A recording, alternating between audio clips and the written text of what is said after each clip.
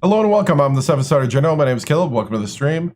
We did blue screen there. We're back up and running. We're at about the same point that we were in the game. It's 17-15. Illinois is in the lead. I'm going to give it a second. I'm also going to make sure that we are streaming everywhere else. We are live on YouTube. Welcome, guys. Thank you for sticking around. I appreciate it. For all those on TikTok, we're going to not necessarily wait for everybody, but I'm going to get set here to get going. Hey, what's up? All right, let's get the controller rolling. Okay, we're back. Let's go ahead and resume. Yep, tough game, man. Tough game. Coulter brings it up court. Ooh. Top of the key. Oh.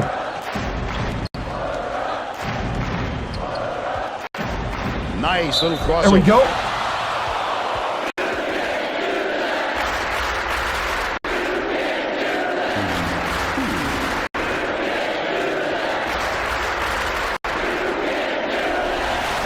With the teardrop. Stapleton makes his first appearance.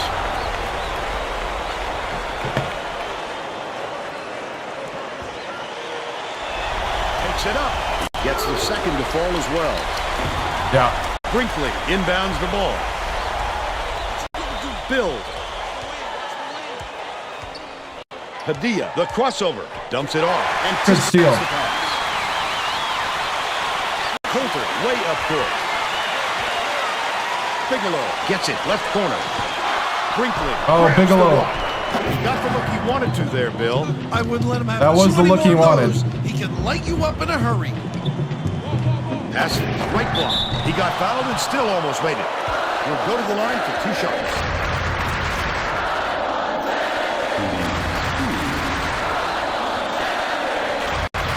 Is that one? That's one for Coulter, huh? I didn't look.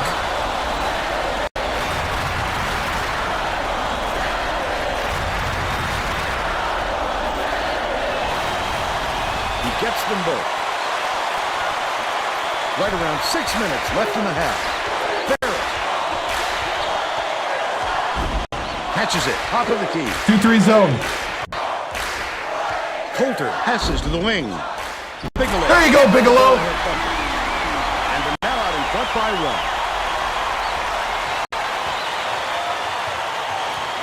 1. Brinkley inbounds the ball. Benson dumps it off. Right wing. Brinkley tosses it up. Padilla pulls it in. Bounces it to the paint. Padilla didn't get that rebound by accident. He knew right where Good to rebound.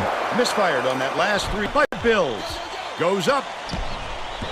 That was a bad shot. My bad, my But bad. they're still out in front. I forced it. Dang it. They lead. They made me pay. 22-20. Coulter brings it up the floor.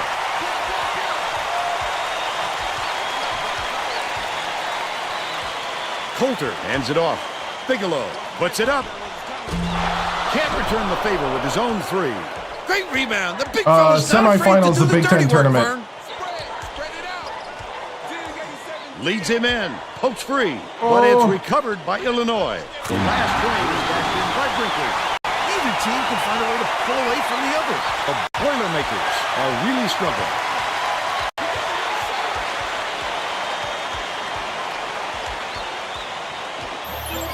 Swings it to the right wing. Cranford has it baseline. Feeds left wing. Stolen away by Stapleton. It's 1-1. The D was really ready for it there. That's how you do it. Keep the heat on. Dang it. And then capitalize. Purdue takes its first time out of the game.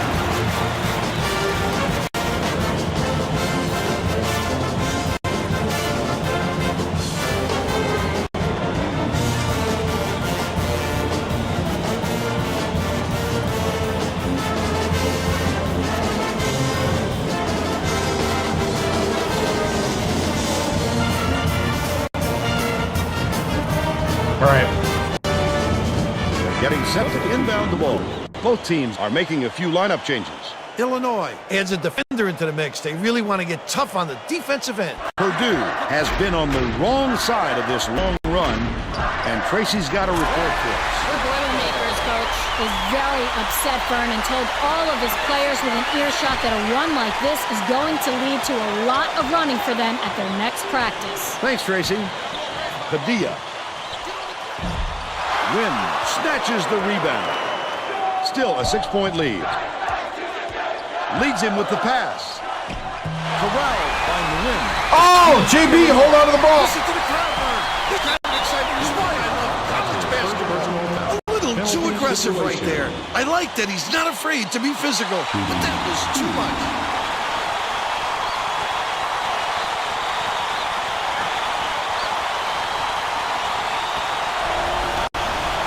Can't sink the first.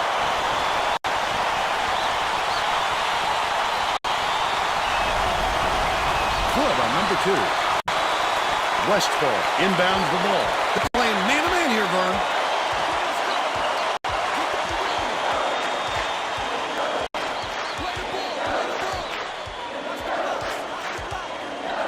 He set the pick, dude. Valencia What are you doing? dumps it off. Catches it out left. Wynn dishes to the baseline.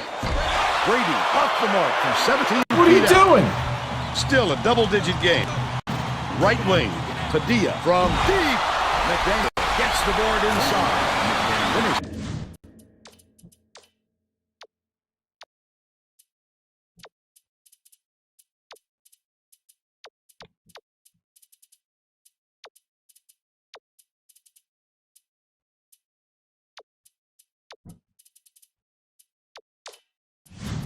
Nicely down low on that last shot. He's a terror on the offensive glass. No question he has a big heart and skills to match. He's hard to block out. 2:58 left in the first half.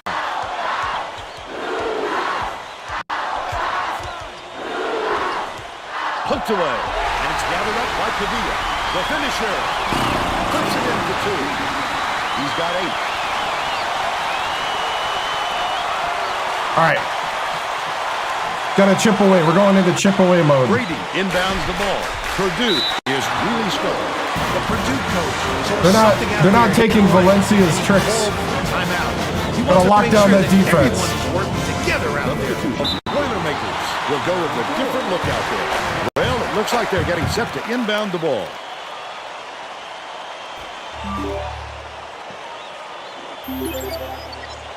Thank you.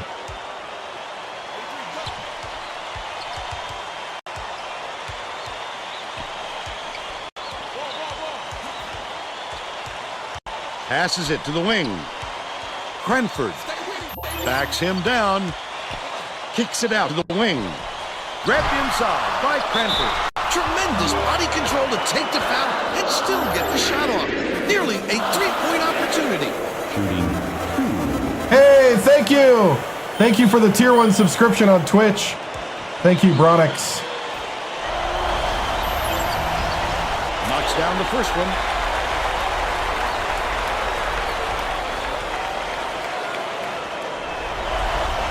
He gets them both.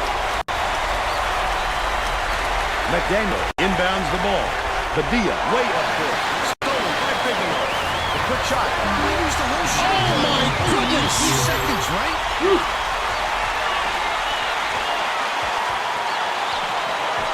McDaniel gets it left wing. Last shot by Stapleton. Oh, that's pure chemistry, Vern. These guys all know exactly where their teammates are going to be on the floor. Purdue is really struggling to close down the middle. Tracy has something for us. Tracy? The Boilermakers coach just told the players on his bench, we have to be more physical in the paint. Don't be afraid of some contact. Sounds like he'd rather have some fouls called than to keep giving up all those easy baskets. All right, Tracy. It's deflected. Wow, his mid-range game is generally solid. You can't believe it, and I can't believe it.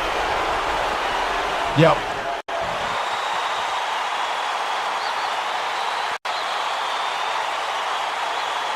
Reed inbounds the ball. Bounce pass. Cranford backs down. Full net. But they're still behind by 7. Hit, but it's tracked down by Padilla.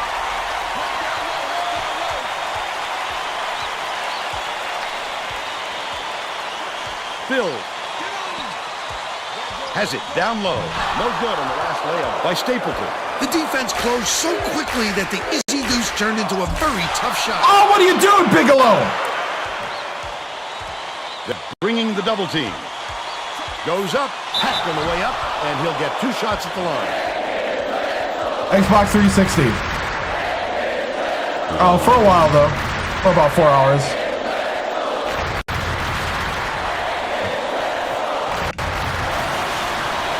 He makes the first substitution. Rambo checks in for the first time.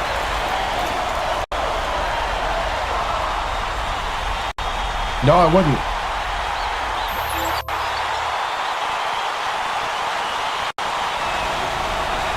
Gets the second Probably. goal as well. Reed inbounds the ball. 53 seconds left in the first half.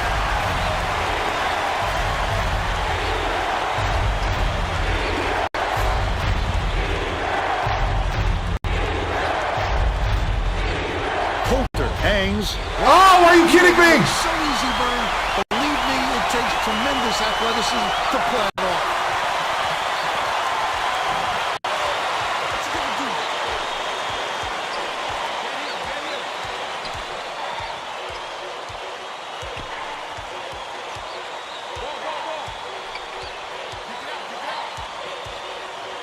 Padilla beats it to the left wing. Ramlo keeps it alive on the offensive end. No good. Shot by McDaniel. The lay-in was good by Ramlo. They now lead by 11.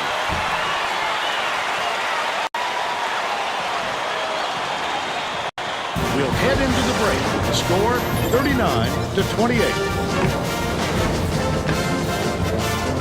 How about the happenings in the first half, Bill? I can't think of too much good to say about this game, so Vern, maybe you can do play-by-play and color.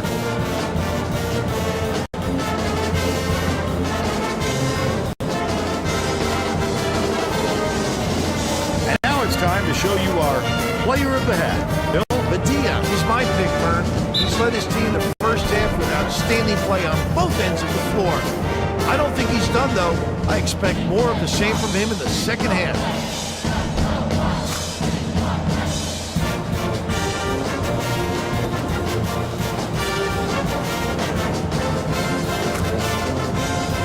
Tremendous effort from our player of the half.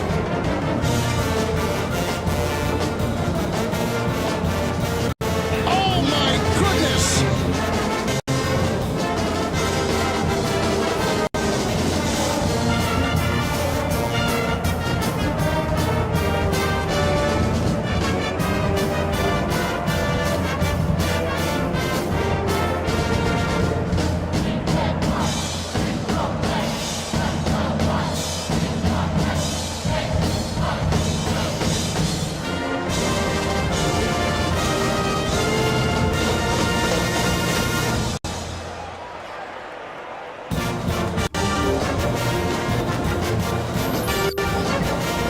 Hey, thank you. Okay. Sorry. I was getting ready for the interview after. Here we go.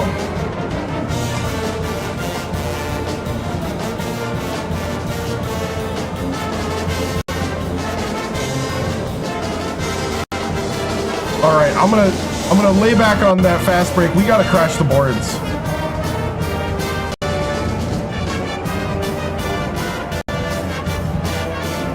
We're gonna go 1-1-3. We need a 1-1-3 because we gotta rotate to the thing.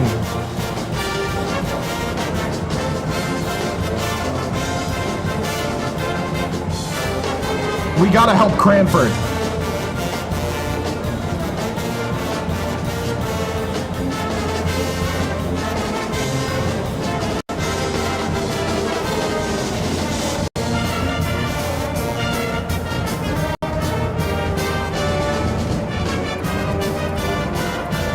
Brinkley.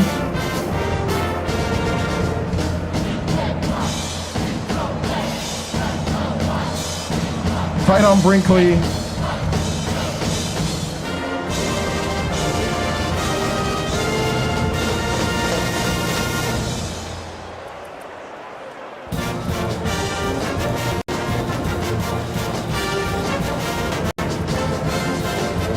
Okay.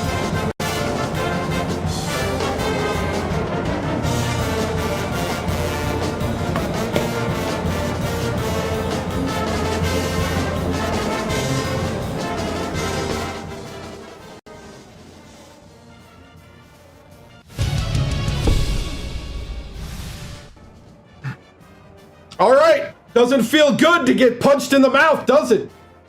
No. But we don't have time to sit around and mope about it. It's time to boiler up.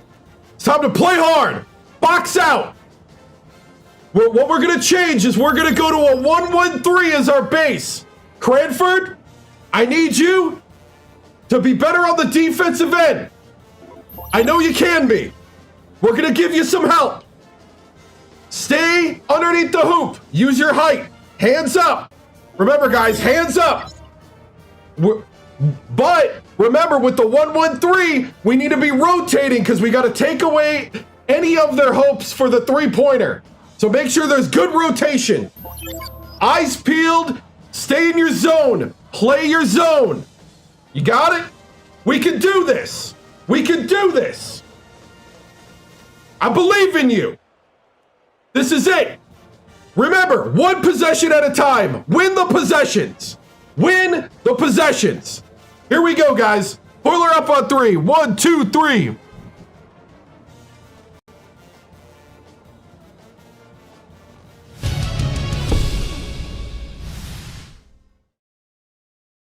Coach Timms, Illinois seems to have figured out how to limit your explosive offense. They also seem to be targeting your true freshman Cranford in the post.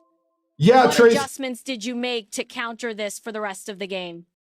Tracy, we're going to adjust a little bit. We're going to give Cranford some help. The true freshman, man, he's playing his heart out. We're going to give him some help defensively. I think the big thing right now is we got to get back to feeding Ferris, and we got to get back to just setting our guys up. We just got to win every possession. One possession at a time. We'll get back to this and we'll win. Thank you, Tracy.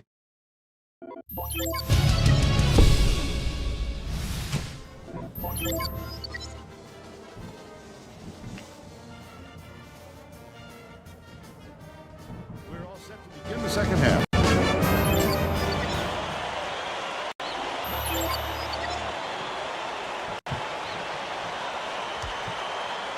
McDaniel inbounds it to start the second half.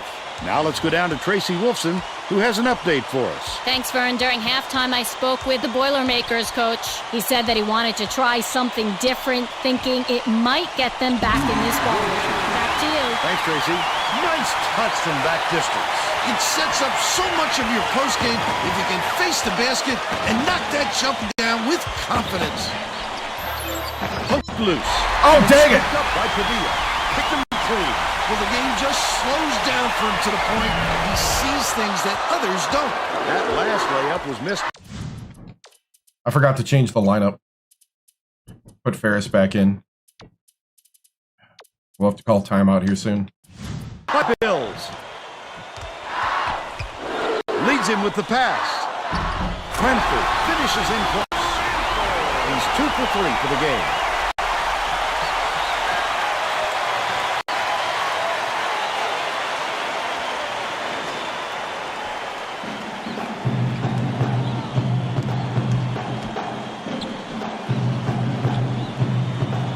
Benson. They're bringing the double team. The offensive rebound by Benson. Cranford inbounds the ball. The Boilermakers all time. The Boilermakers are going to shake things up a little bit with some subs.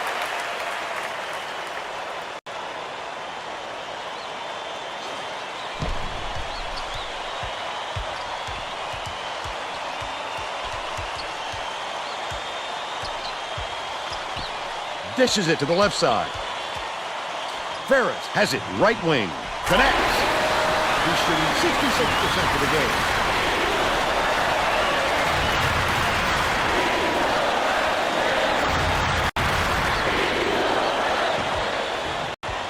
Oh, come on. Grab the ball. Benson catches it. Baseline. McDaniel snatches it down inside. Purdue is having a lot of trouble preventing second chance points. And Tracy has a report. The Boilermakers coach said to the players on the bench, if you're not willing to fight for those boards, I'll find somebody who is. Guys, he looks like he's at his wit's end when it comes to their rebounding problem. Thanks, Tracy. Cranford passes to the wing.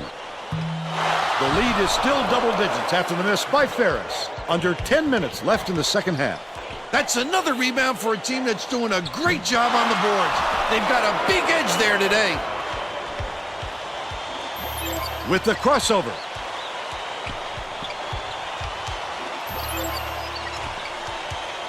Outside. Takes it up. Block.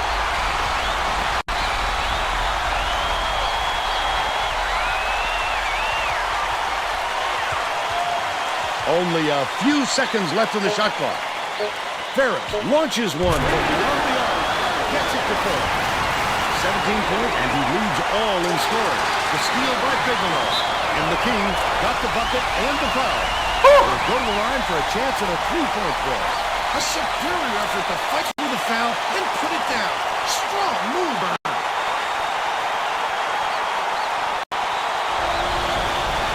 Good for the 3-point play. McDaniel inbounds the ball. Right around 9 minutes left in the second half. Kicks it out to the perimeter. Padilla for 3. On the mark. He's shooting 33% from downtown.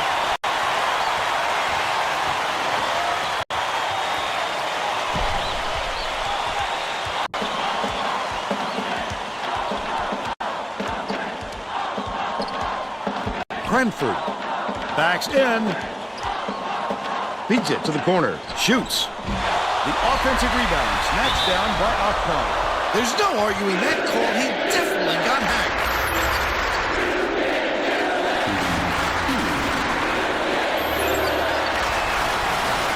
Knocks down the first one. Whew.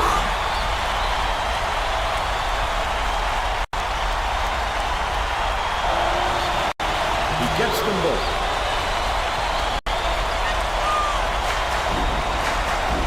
Deflected, and it's scooped up by Ferris. Listen to the crowd, Burn. This kind of excitement is why I love college basketball. Ferris! Layup was missed by Cranford. Cranford? Just over 8 minutes left in the second half. Tremendous rebound. He looks very comfortable under the glass. Padilla takes it up. Borchard reels it in. Up and in. Oh, come on! That's so sweet. How long was he in the air there? He had time for 2 deliveries. Ferris inbounds the ball, but it's tracked down by Purdue. There's no question what kind of defense they're in, Vern. Minute. Cranford backs him down, raises up, rebounded by Cranford, fires. It's good. Nice offensive rebound. They're now behind by 7. Stolen away by Purdue. I love to see that. He's looking around and pouncing. Such a... Oh, dang it! Hill passes it up court. Stolen away by Purdue. Oh, the quick hands. Before they even knew what hit them. He made off with that one. Ferris goes to the... There we go, Ferris! Illinois needs to cut down on the turnovers. And Tracy is near their... Nice! Tracy. Coach Weber is not sugarcoating the issue. He told his assistants our fundamentals are abysmal. And then added, the only players I want on the floor right now are the ones that can take care of the ball. All right, Tracy. Leads him in. Cranford goes up. Laid in with the 3 straight ball over. The Illini make their first time. Hey!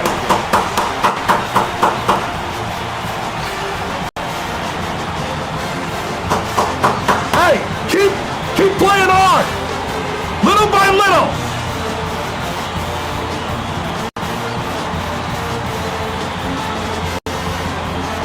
We're gonna keep with this same group! Keep working together! One possession at a time!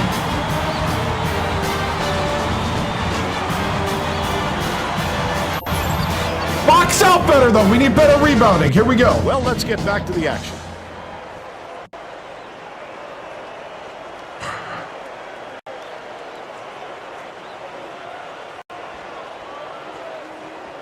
McDaniel inbounds the ball. The Illini still hold a narrow lead. Puts it up. Oh, crap. The three-pointer Yes! was no good by Bills. But they're still out in front by 3. Coulter hands it off. Go down the lane. Ferris gets it right wing. The crossover.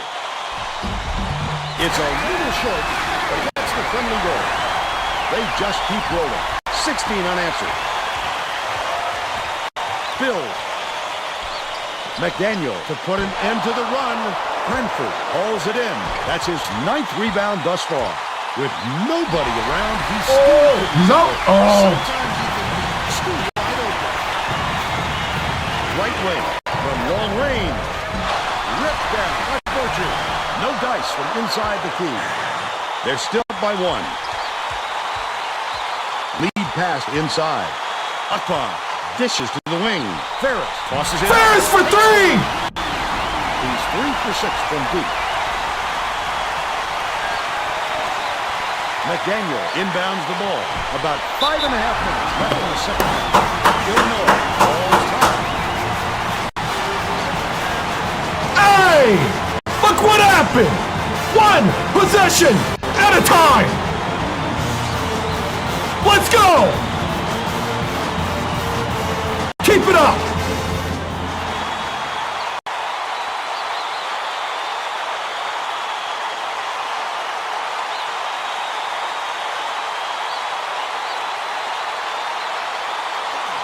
Poked away, but it's recovered by Borchard. Puts it up. No good from beyond the arc. He'll make that one most of the time. But the D got a break on that one.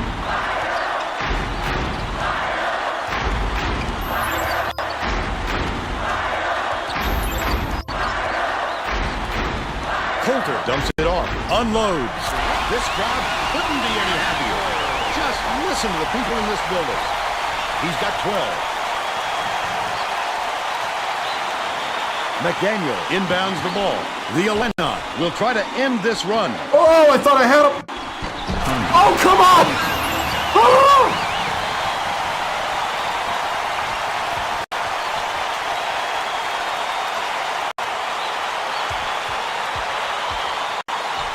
Hangs in. Coulter! They're up by 4. I'm not the one panicking. Padilla tosses it up court. Tosses it up.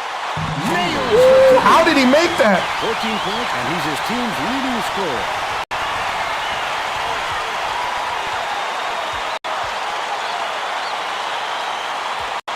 The crossover. Foul. Woo!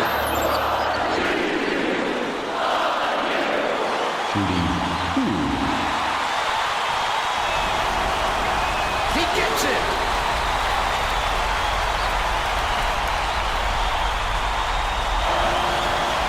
He gets the second to fall as well. McDaniel inbounds the ball. About 4.5 minutes left in the second half. Illinois falls time. Woo! Hey, thank you.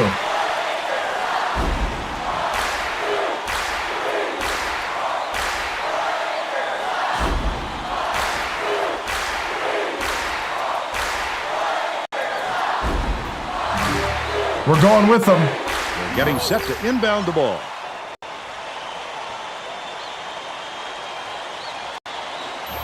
Rotate, rotate, rotate.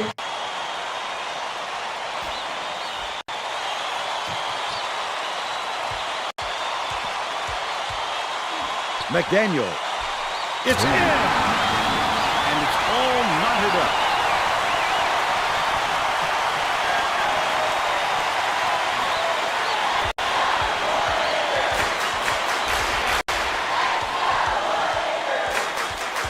Has it right side.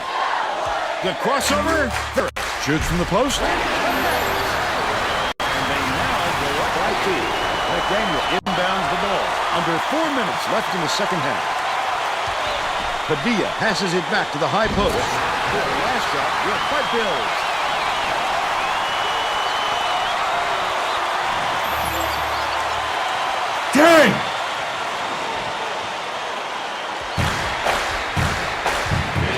crossover. There's a whistle. And one!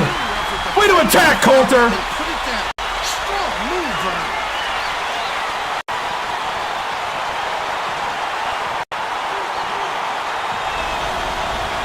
Knocks it down. Here's the double team. The Illini will retain possession. Woo!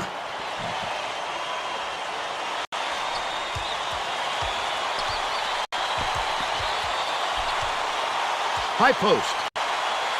Dumps it to the middle.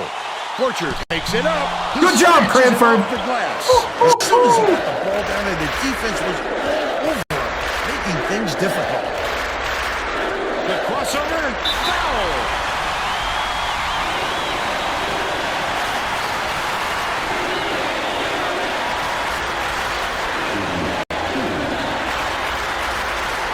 Takes it up. Knocks it down.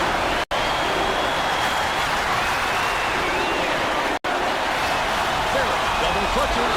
Gets the second to fall as well. McDaniel inbounds the ball. Illinois is really struggling. Oh, get out there! Forcher releases. He rips down the rebound. This layup is dropped in by Bill. Nice job to convert from in close. He didn't mess around right there. Just straight up. Leads him in, and it's picked up by Illinois. Wonderful job of denying the basketball that time. Great pick. Last layup is dropped in by McDaniel. Passes it to the inside. Back up by Cranford. Illinois calls timeout. They're losing by 3. 2:41 left in the game. Keep it going!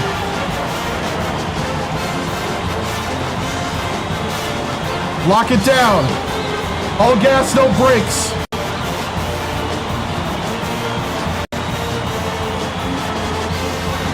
Keep flowing, keep playing smart. Getting set to inbound the ball.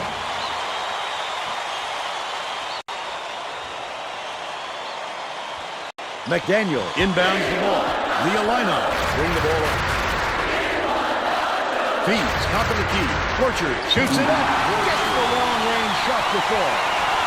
And we're now all tied up 67.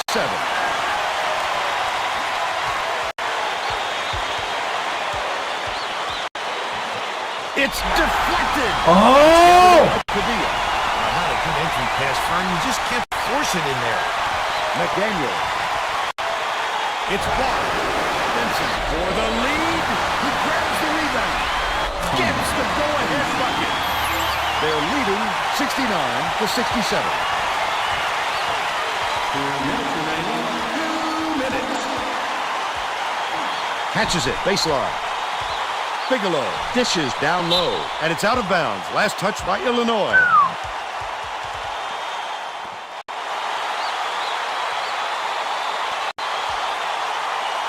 Akpan inbounds the ball.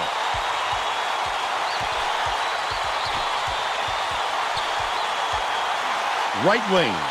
Skips it to the right block. Poked loose. No way! Put it up by Benson. 1:48 left in the game. Dicey pass. Made it happen, Vern. No doubt, Bill. I thought he had a look too, but he wisely dished it off to his teammate. Dang, Illinois is good.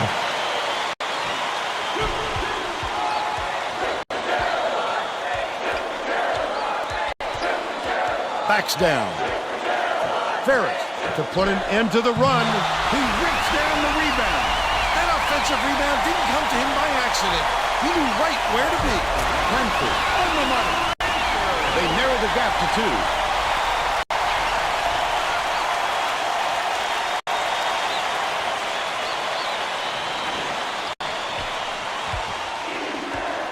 Forcher fires Grab the it ball! way up the Holy cow! all timeout. They're winning by 2. 1:02 left in the game. Here it is! The last minute!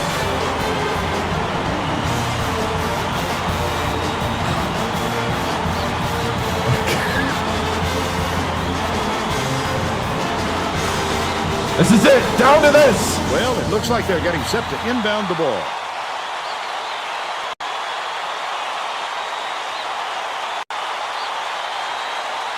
Forcher in inbounds the ball.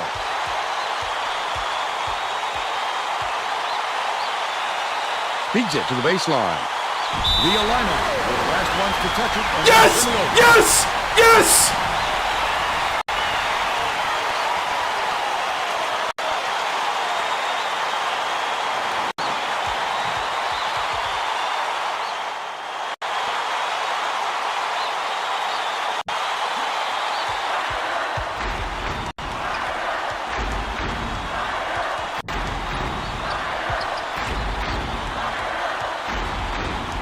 Leads him with the pass. Cranford. Woo! Okay. Incredible display of offensive firepower. It's been this way all game, Bill, and you have to wonder if one of these two teams will eventually run out of gas. This is a crucial possession. 5-second difference Yes! between the shot clock and the game clock. The intercept. What great reflexes. Set it up. He bounced in and picked that one off easily. Bigelow gets it right wing.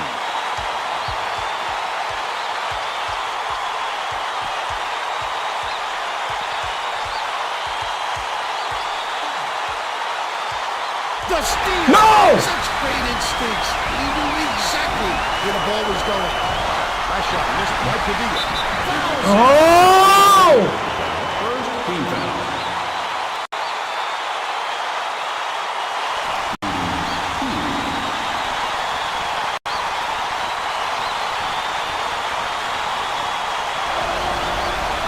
He gets it.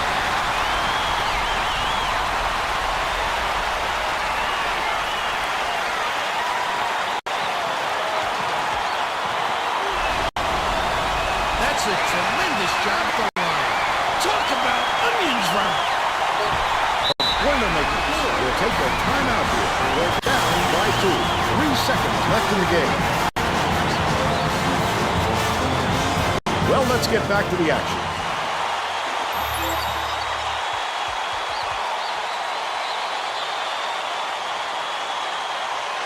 Akpan inbounds the ball.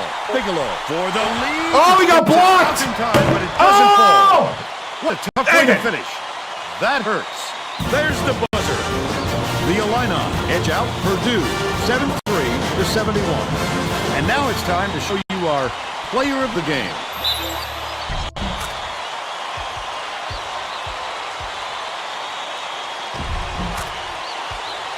Oh, my goodness. Now let's go back to Greg Gumbel with today's version of the Pontiac game-changing performance. Thanks, Vern. Welcome, everyone, to 2K Sports Studios. I'm Greg Gumbel with today's version of the Pontiac game-changing performance. Getting into an offensive rhythm is a huge advantage for a team, and that played a factor in this game. The Illinois Fighting Illini jumped off to a big run after knocking down this shot to take control of the game. With the energy and tempo from the run, they were able to parlay it into a victory. Thank you, Greg. This is Vern Lundquist for Tracy Wilson and Bill Raftery. We hope you enjoyed this presentation of college hoops on 2K Sports. I'm man, just disappointed, right?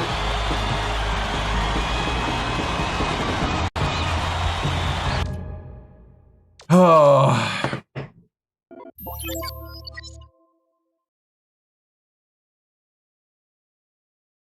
Man, we even went 17 for 17 at the line. I don't think I've seen 100% from the line. Hey, thank you. Oh, my goodness. Oh, man. 25 of 50. Oh, Illinois is so good. Man. Dude, Bigelow has hit so many game winners and overtime shots.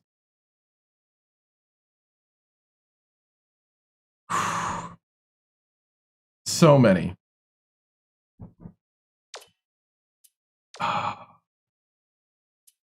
Ferris with 30 points. 12 for Coulter. 18. Cranford had a double-double.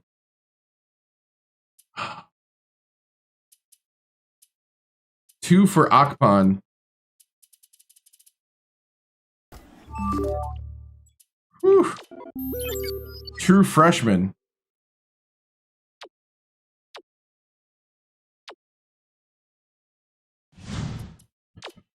Coulter, Pro Buzz, top pick.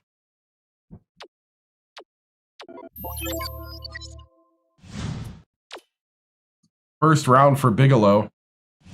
Oh, man.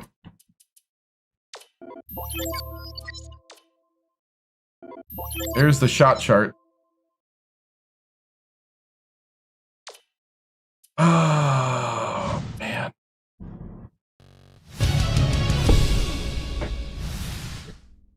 Man, tough loss. You know, this is the last time we can lose. And this one hurts. We had it. And, man, just one of those things.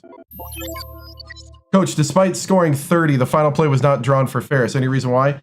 It's because Bigelow's been our man in the clutch. Straight up. Like, he's hit 4 clutch 3-pointers to send us to, no, he's hit 5 clutch 3-pointers this season. This is the first time he didn't hit a clutch shot. And he got blocked. So who knows if he would have made it. Just one of those things, like, you know, you give it to your man that's clutch. That's what we do. Sacrifice of the managers to the Hoops will solve this problem. Had a timeout remaining before the last turnover. What's going on in your head coach? Yeah, the last turnover. We're looking just to get the 2. You know, like you don't want to have to shoot the 3 if you don't need it. We just need a 2 to take the lead. And we ran down time. We posted up. The job there is to post up. If he's got it, then kick it to Ferris. And they just tripped. I mean, they just did a good job of adjusting to what we're doing. They recognized it. They jumped it at the right moment. And we just couldn't get the ball past them. It's just one of those things. Coach, how is this team and Ferris taking the loss? I mean, you know, I challenged them to make this grow the hunger in them to win, especially because from here on out, you can't lose anymore and continue playing. We're going to be watching Selection Sunday like everybody else. The Big Ten is a brutal conference. Just good quality talent from top to bottom. And I think this proves it. This proves that we're a, you know, just a brutal conference that you have to survive, you know. And I think that shows that we can be entertaining and be, you know, top notch in the tournament. Coach, what's the message to the team before the tournament? Will there be a lot of rebounding drills? Yeah, rebounding's a big thing. I thought Cranford did an okay job. I thought the zone worked. You know, I thought the 1-1-3 zone worked. They just started hitting ridiculous shots at points, but we came back from down like 10 or something, and so the zone worked. It's just we didn't hit the key moments at the end, and man, you know, tough game. What do you think is the reason why, other than rebounding? You know, I think the other thing is like hitting the key shots at the key moments, and completing those passes. They really jump things on us, and so that's, you know, yeah, they hit 3. They did hit 3s, but they didn't, you know, it really wasn't that many. It just they were hitting clutch ones. Team went 4 of 15 from 3. How can we get our team to change that to avoid the misses? You know, I don't think it's about scheme. I think it's just about hitting the shots when it's available, and we just need to hit them because we had guys open for 3, and yeah. So, guys, moving on. Thank you. Whew. Well, let's see who won the Michigan State beat Illinois to win. Borkert went for 13. That crazy center that can shoot the 3. He's got a 67 3-point. Oh, yeah. All right. Selection Sunday. Here we go. Where are we going?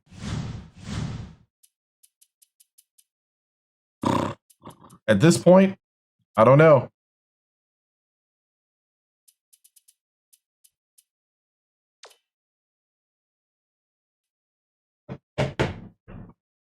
Here it is. Greg Gumbel, Clark Kellogg is going to tell us where we are going in the tournament.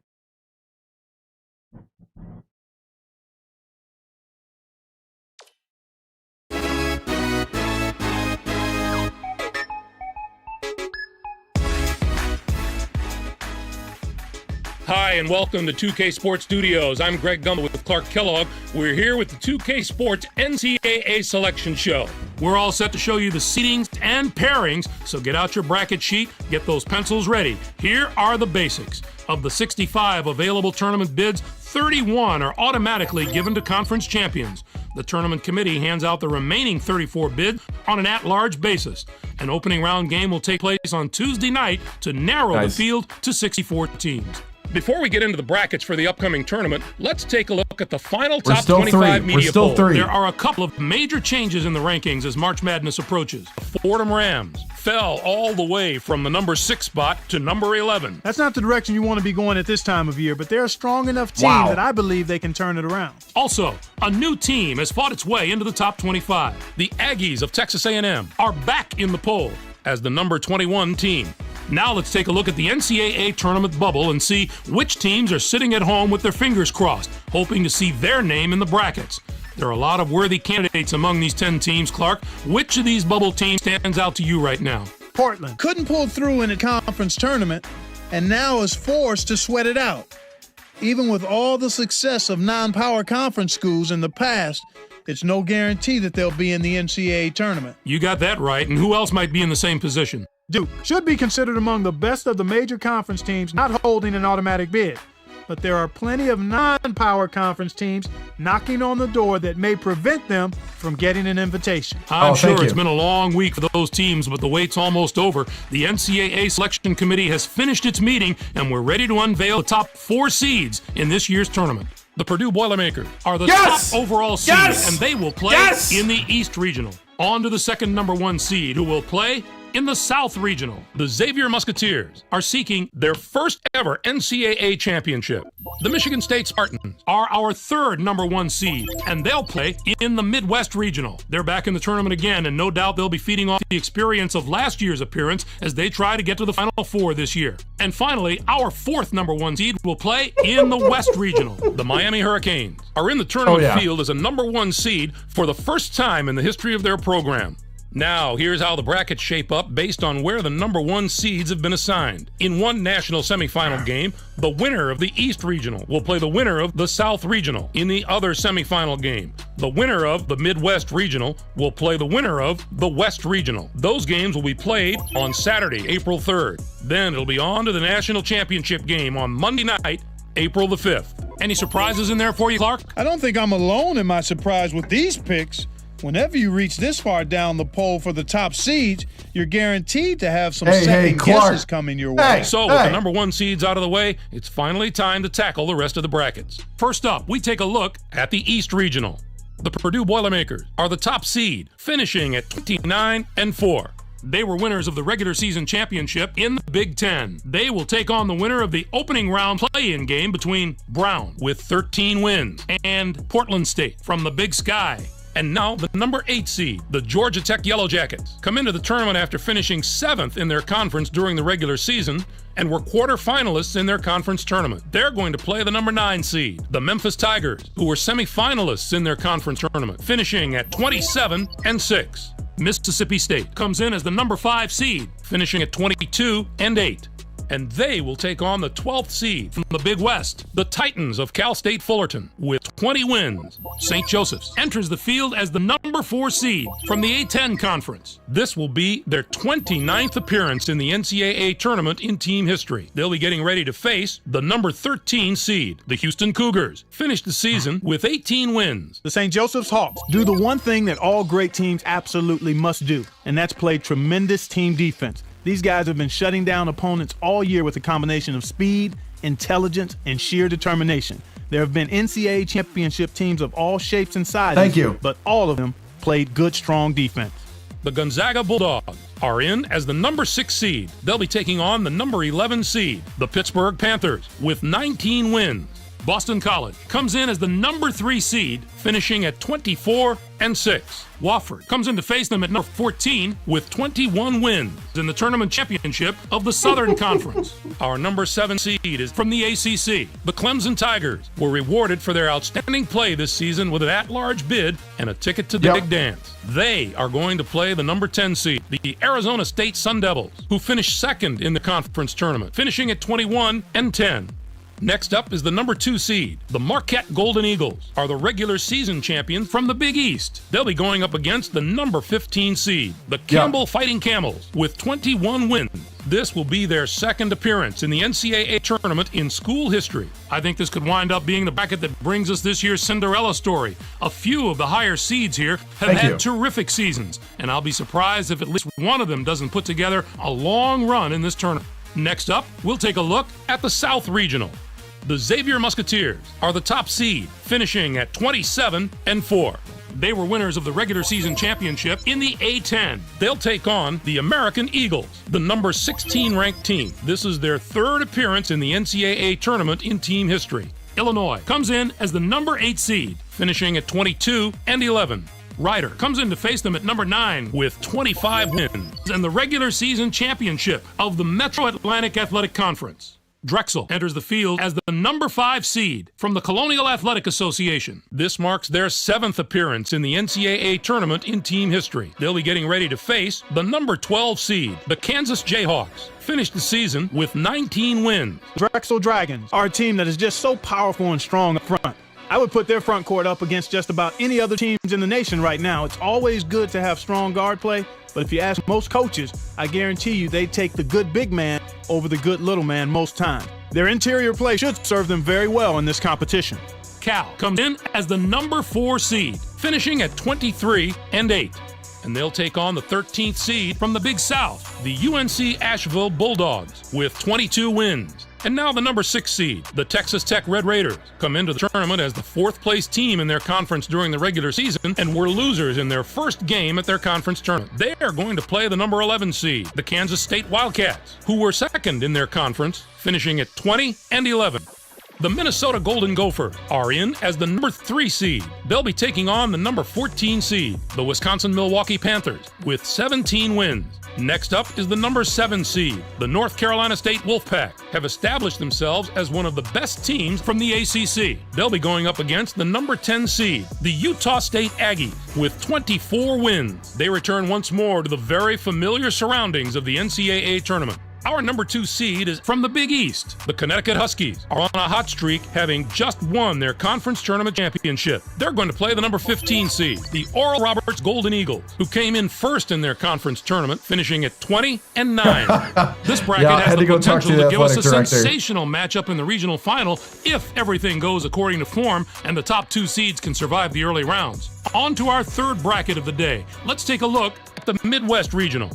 The Michigan State Spartans are the top seed, finishing at 28-6. They were conference tournament champions in the Big Ten. They'll take on the Aggies of North Carolina A&T, the number 16 ranked team. This marks their 13th appearance in the NCAA tournament in team history. Our number 8 seed is from the WAC. The Hawaii Warriors come into the NCAA tournament as winners of their regular season and conference tournament championships. They're going to play the number 9 seed, the Oregon Ducks, who came in first in their conference tournament, finishing at 18-14.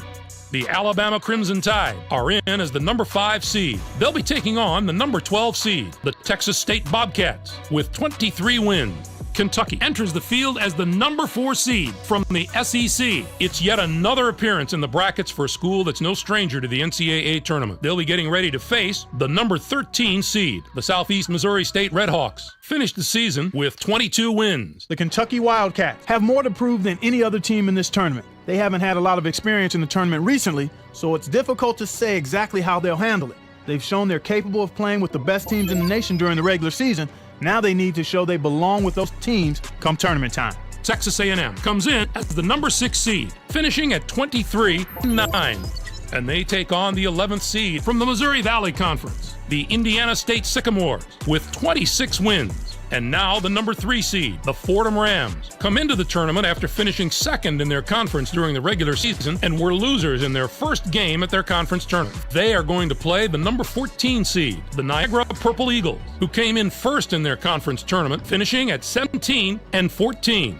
Next up is the number 7 seed. The Middle Tennessee Blue Raiders are the conference tournament champions from the Sun Belt Conference. They'll be going up against the number 10 seed, the UNLV Runnin' Rebels, with 24 wins. They return once more to the very familiar surroundings of the NCAA tournament. Oklahoma comes in as the number 2 seed, finishing at 27-6. Oh, Alabama State comes in to face them at number 15 with 20 wins in the tournament championship of the Southwestern Athletic Conference. What a tremendous regional final we have in this bracket if the number 1 and 2 seeds here make it through the first 3 rounds unscathed. That could be one of the games of the tournament. And finally, let's have a look at the West Regional. The Miami Hurricanes are the top seed, finishing at 27-7. They were conference tournament champions in the ACC. They'll take on the Terriers of St. Francis, the number 16 ranked team. This will be their second appearance in the NCAA tournament in school history. Next up is the number 8 seed. The Rutgers Scarlet Knights have established themselves as one of the best teams from the Big East. They'll be going up against the number 9 seed, the Charlotte 49ers, with 22 wins. This will be their 17th appearance in the NCAA tournament in the history of their school. Kent State comes in as the number 5 seed, finishing at 24-6. And they will take on the 12th seed from the Mountain West Conference, the San Diego State Aztecs, with 22 wins. USC comes in as the number 4 seed, finishing at 25-7.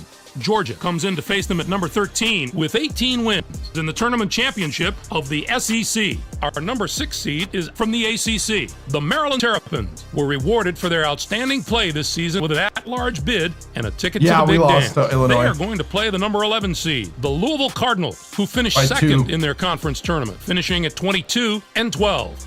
The San Francisco Dons are in as the number 3 seed. They'll be taking on the number 14 seed, the Albany Great Danes, with 22 wins. And now the number 7 seed, the Washington State Cougars, come into the tournament on the strength of a 3rd-place finish in their conference regular season and were losers in their first game at their conference tournament. They are going to play the number 10 seed, the Michigan Wolverines, who were 6th in their conference, finishing at 20-12.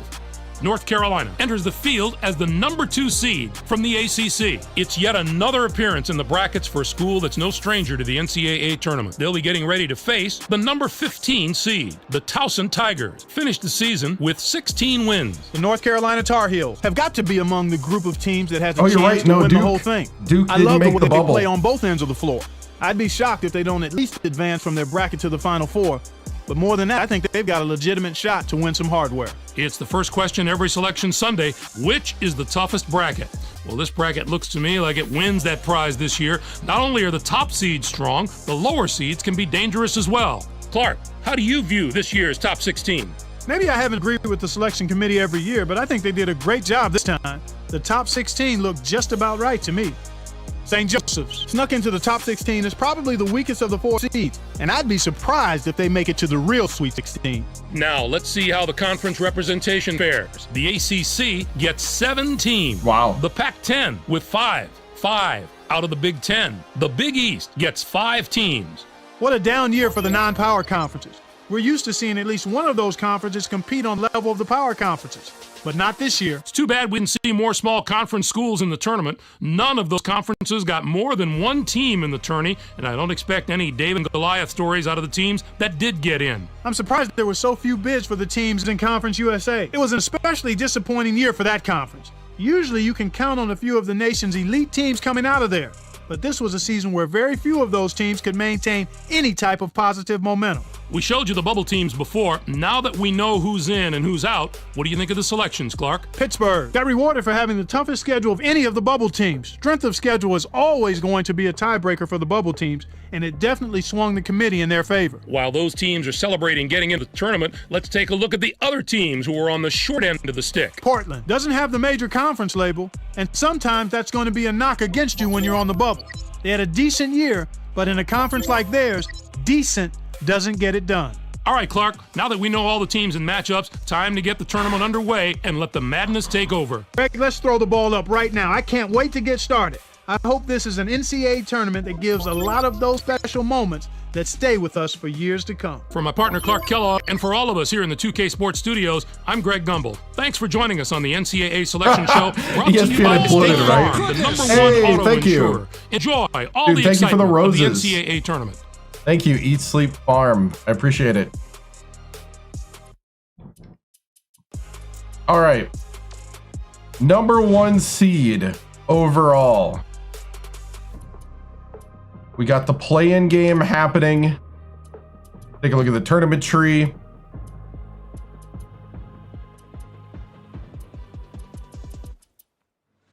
Play-in game is Brown versus Portland State. Oh my goodness!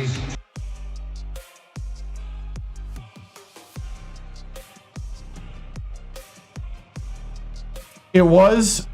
We are 13 years into a dynasty, so these players are, you know, definitely computer generated.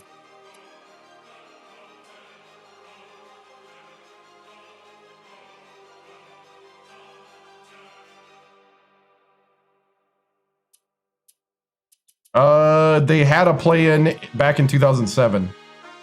They added more play-ins later, but there's only one play-in here. All right, let's simulate to the game. Oh, you thought this was a game, huh? Oh, you slept, you missed the range, huh? Let's see, let's do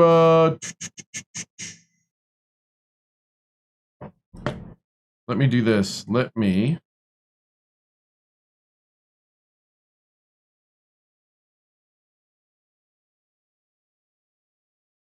Here we go. Our theme song for the season.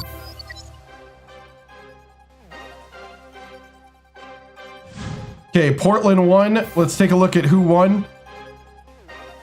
Portland State.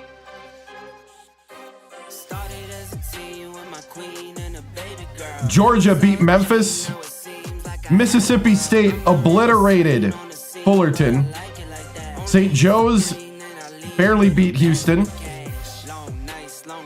Gonzaga lost to Pitt. That's an upset.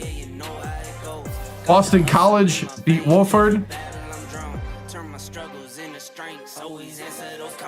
Clemson beat Arizona State. Marquette. So only the 11 seed was an upset. We got Rutgers. Kent State upset by San Diego State. Georgia upset USC. That's a 12 versus 13. Louisville beat Maryland. San Francisco beat Albany. That's an 11 and a 3. Michigan upset Washington State. North Carolina beat Townsend. So yeah, this is the bracket busting.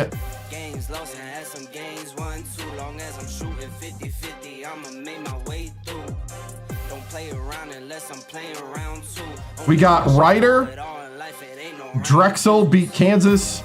Cal beat UNC Asheville. UW Milwaukee upset Minnesota. And it wasn't close. 25 points for the center.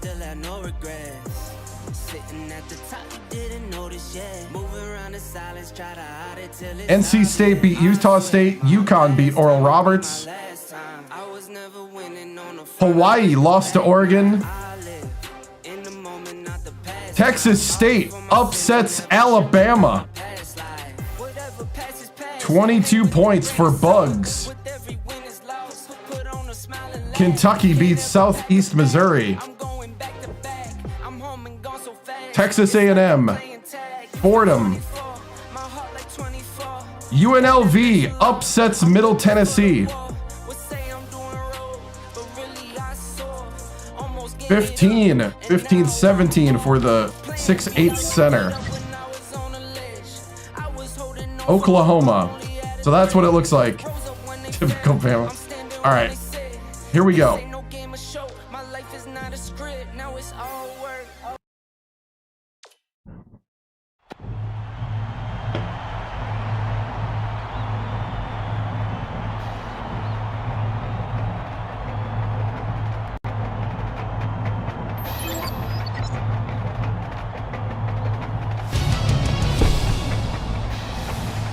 Should I sim it? I'm thinking about playing the whole tournament. I don't know, man. I'm scared to sim. I'll be honest. Sim it?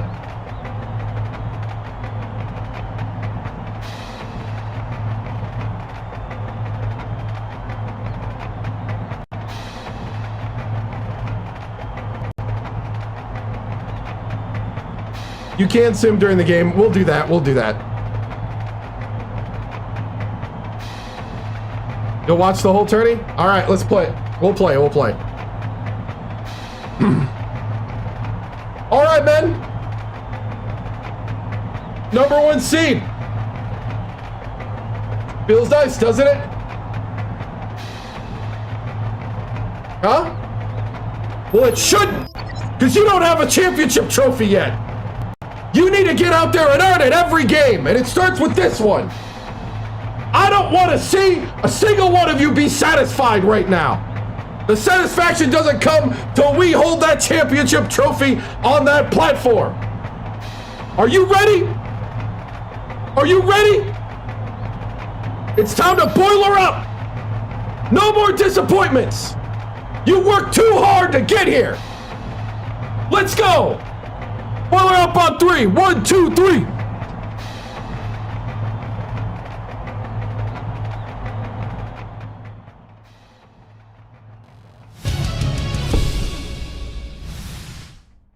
Coach Timms, congratulations on the #1 overall seed. I know it shocked a lot of people to see get that after not winning the Big Ten tournament. What will you have to do to silence the doubters? Just win.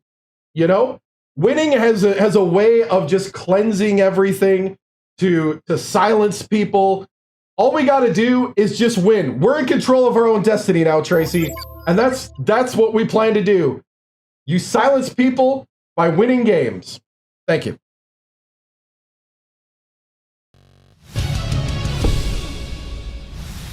Oh, wrong one.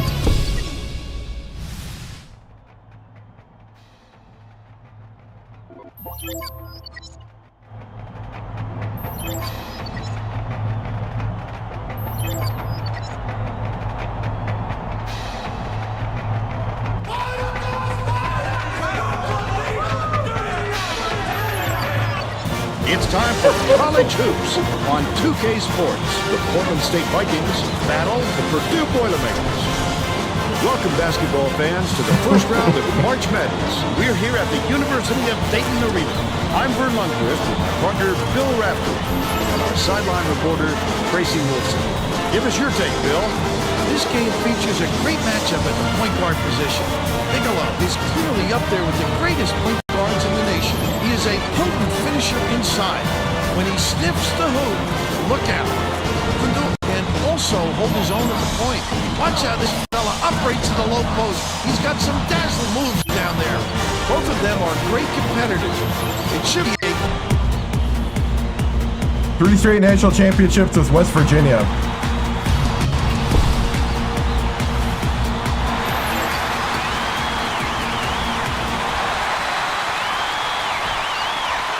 Dishes it to the left. Nice little crossover. Westfall. Shoots it. Good tight defense there. It was missed by Coulter. And it's still knotted up 0. Pass it. Baseline. Washburn has it. High post. Kundu passes it down low. Backs down. Doolin with the shot. No good from three-point land. And it's still all knotted up. Leans. stop. Get it out of there, big fella. You have to protect the lane, and that time they tried to sneak one through on him. The big guy has spoken. Kundu. The spin move.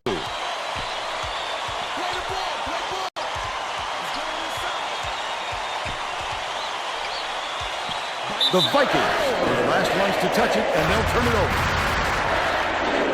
That was not a good look. It wasn't about the defensive pressure either.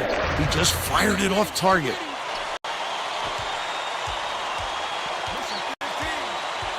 Hey, you want to come over and set the pick? Coulter, the crossover.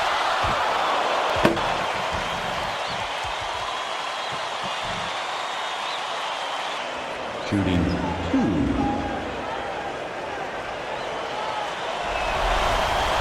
And he makes the first.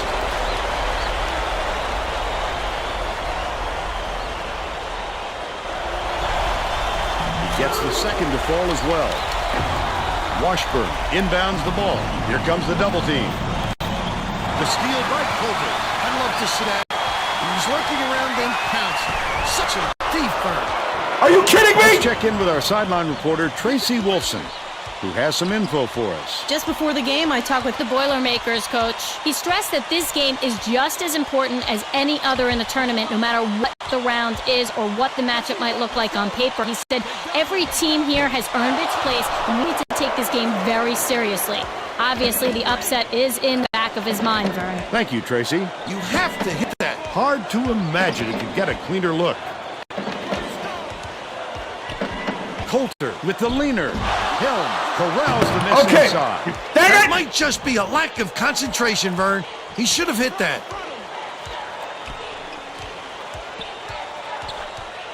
Bounces it to the paint. He's big, but he can finesse in the layup when he needs to. Wonderful touching the big man.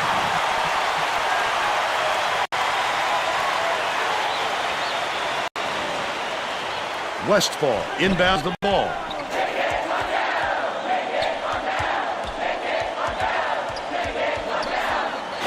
Bigelow gets it right wing. Skip pass outright. Cranford backs in. Takes the shot. The offensive board gathered by Cranford. A little Cranford! You're right. Just a little, but it cost him there. Bold pass. But it's retrieved by Holmes. They're in the lead thanks to the basket by Washburn. They take a 2-point lead.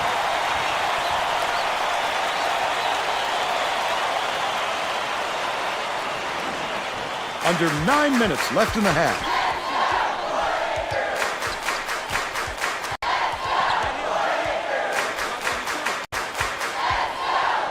Coulter puts it up. Connects from long range. Here we go, Coulter. He's got 5. Hey, you work it out. I'm not calling a timeout to bail you out. Purdue.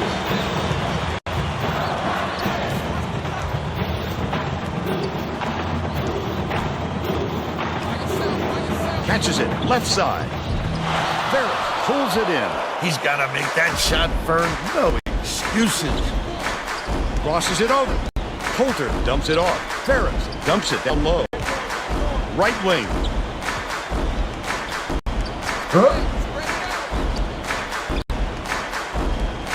Dishes it to the inside.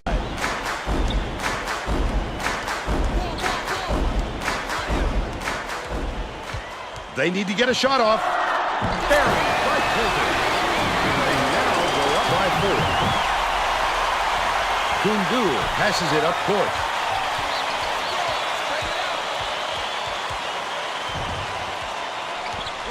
Holmes. Beats it to the right side.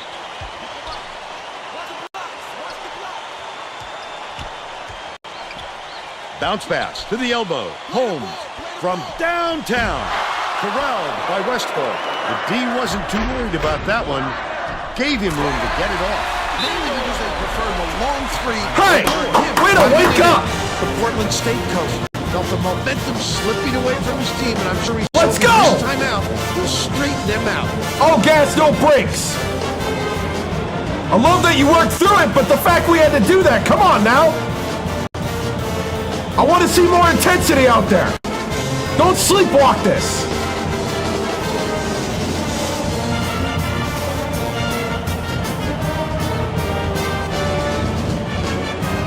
We're going to keep him in for another round. Well, let's get back to the action. The Vikings will bring out some reserves. Dooley inbounds the ball. He's doubled up.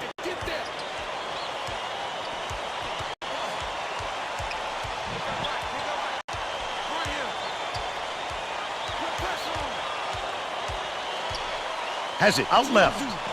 Watch Hill it. throws it up. Knocks it down from 11 feet. But they're still down by 4.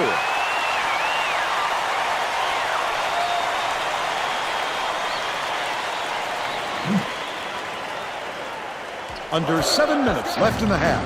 There's no question what kind of defense they're in, Vern. Minimum. Coulter goes to the crossover. The last layup, no good. Coulter is tagged with the reach, and that's his first. B team.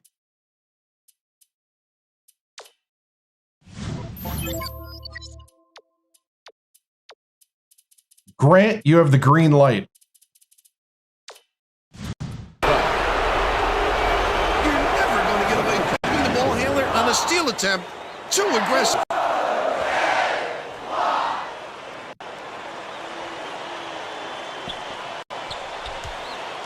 Kundul passes to the left side.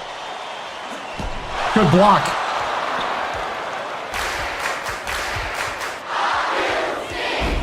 Leads him with the pass. Quinn gets the leaner to go. They're up 12-6.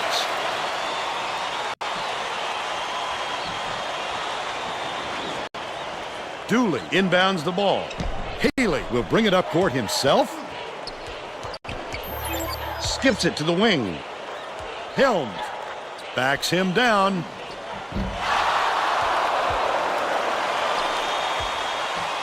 Takes it up. Yes. The Vikings. Hey, that's what I'm talking about. You just earned yourselves more minutes. Hey, looks like these guys want to play. I'm not going to let you play. They're getting set to inbound the ball.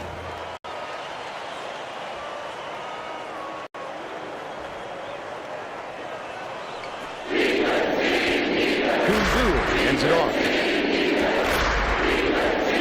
Leads him in. Dooley with the floater. And the foul. Some flurry effort to fight through the foul and put it down. Strong move, Vern. Oh, that was Brady, not Ferris.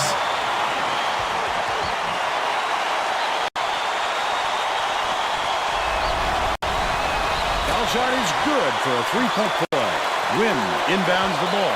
Under 6 minutes left in the half. Terrific pass. Terrific pass there. I love the way this fella dishes it out, Vern.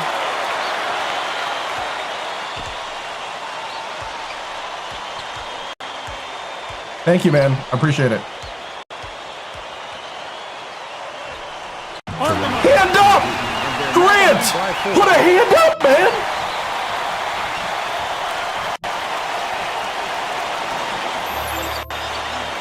Valencia brings it up the floor. Dumps it down low. Wynn backs in. Goes up. Almost a 3-point opportunity. Instead, he'll go to the line for 2.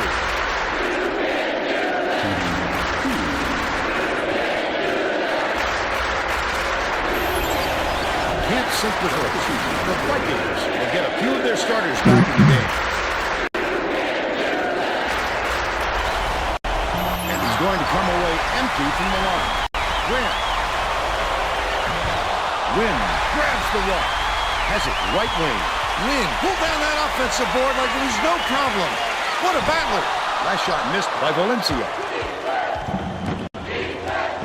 Guerrero dumps it to the middle. Inbounds the ball. Under 5 minutes left in the half.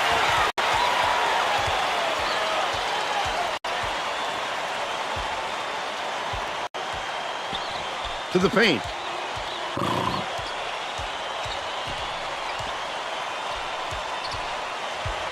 The crossover. Tosses it up. Snatched inside. Are you kidding by me? Washburn. All right. Starters, get back out there. I've seen enough.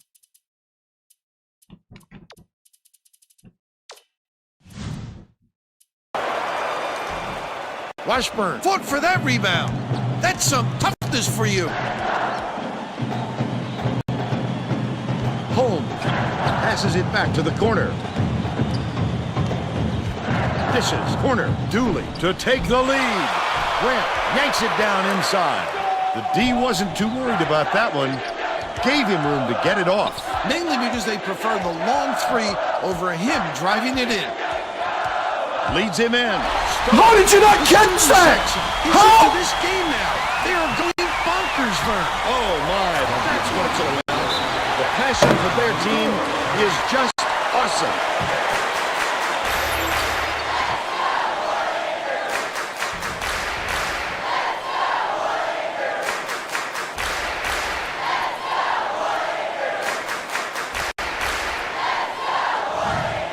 All right. The Boilermakers are subbing a whole different group in. Reed inbounds the ball.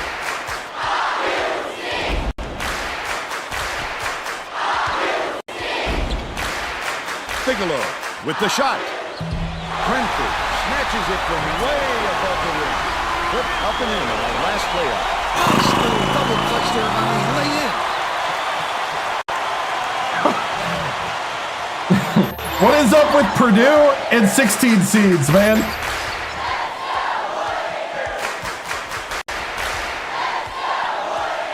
Gets it left side. Dooley with the crossover. To the free throw line. Fires. Collected inside by Holmes. What are you? Up and in on that last layup. That's exactly why you don't quit working once the shot goes up. You keep fighting for those offensive boards to help your team out. 2:53 left in the first half.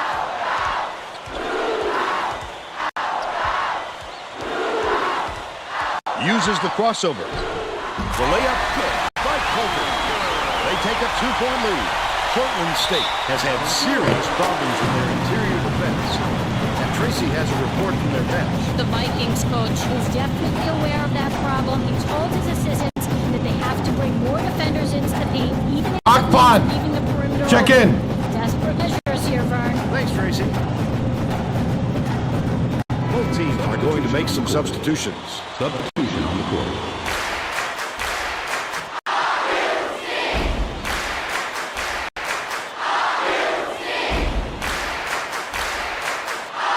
Haley inbounds the ball.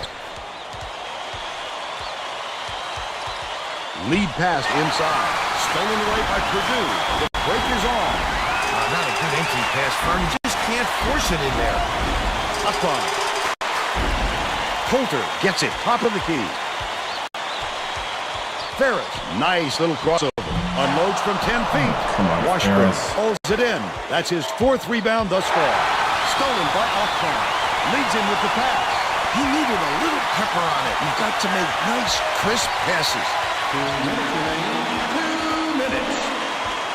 Feeds perimeter. Ferris behind the arc. Hits it. He's 1 for 2 from long range.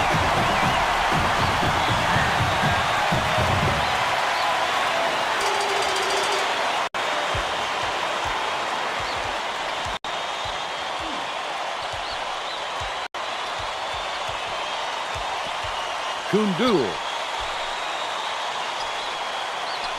has it on the free throw line.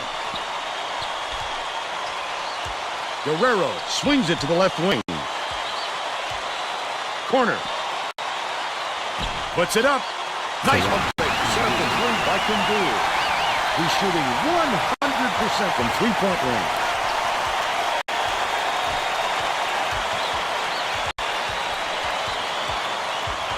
Dumps it to the middle. Pokes free. And What are you doing? Picked him clean. Well, the game just slows down for him to the point he sees things that others don't.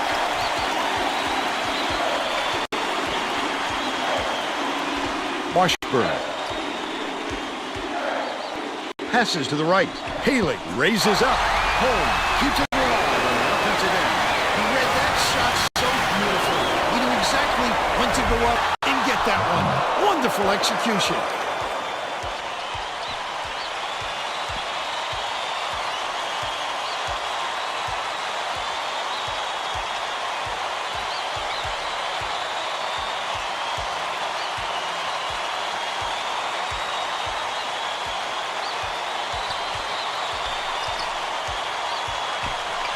Kundul catches it, left wing. Passes, top of the key. Holmes gets it, top of the key. Nice play on that pass. Like the railroad.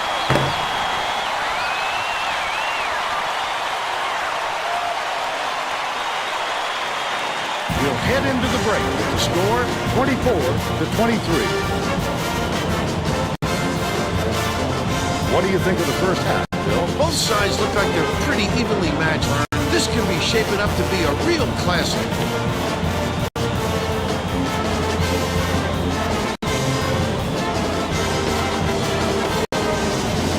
And now it's time to show you our player of the half, Bill Kundul. Has been lights out from the floor, Bert. It must feel like he's throwing the ball in the ocean. Every shot he takes goes through, and he looks absolutely unstoppable.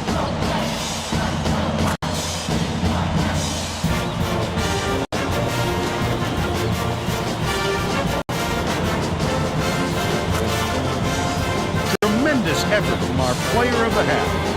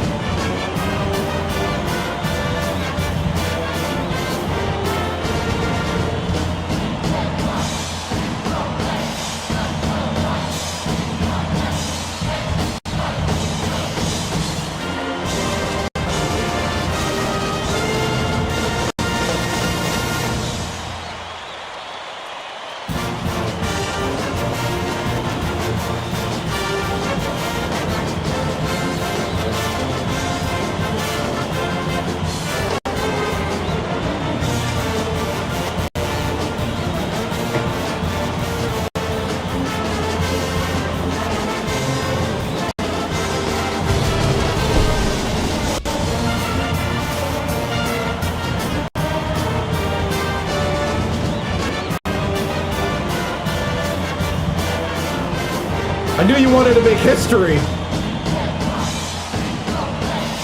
I just didn't think you wanted to do it this way. You want to be known as the first #1 seed?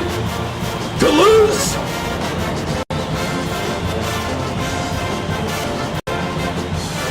Think about that. One possession at a time, boys. One possession at a time. You gotta win these possessions. You can't think about next round. You gotta win here. Come on now. Play hard now. Do you care that you're a Boilermaker?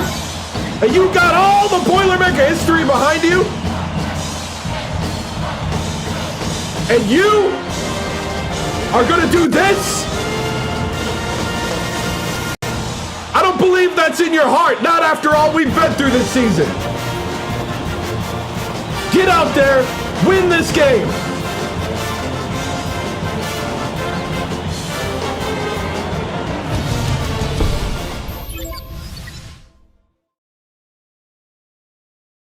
Coach Timms I believe it is an understatement to say that your guys came into this game flat. What did you say at the half to inspire them to come out better in the second? Just to win every possession. Nothing is given to us. We don't want to make history this way. We're going to win every possession here on out and win this game. Thank you, Tracy.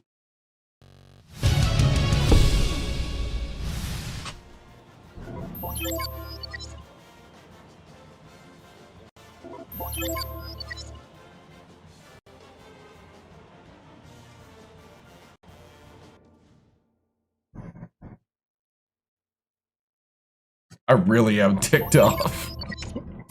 I am so ticked off. All right.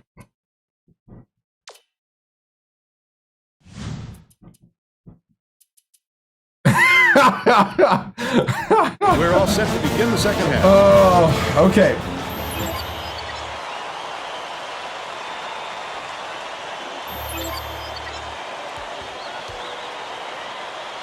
Washburn inbounds it to start the second half. Dooley bounces it to the top of the key. Leads him in. Helm double clutches. Fishes in close. He's 2 for 4 for the game.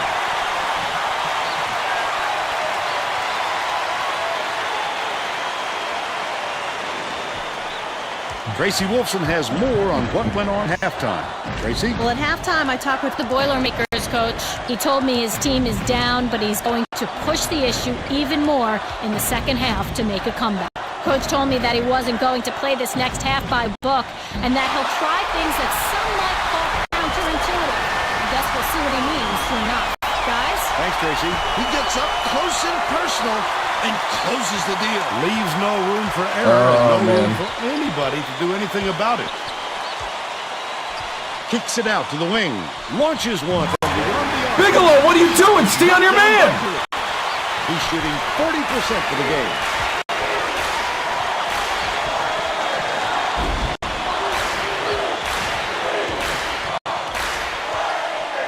Anticipate the pass. Catch the ball! The basketball that time. Great pick. Last basket on the mark by Purdue. How are we? Getting as hot as he has can do so much for this team's confidence and chemistry. They now have more options on the floor. That was pick and roll! Cranford inbounds the ball. They're playing man-to-man here, Vern.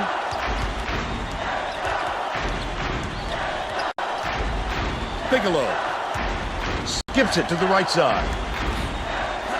Ferris catches it, left wing. That last shot. Thank you, Ferris. He won't be denied, Vern. He just keeps coming at you in a multitude of ways. Oh, man. The Vikings still hold a narrow lead. Skip pass, left block. Kundul has it baseline.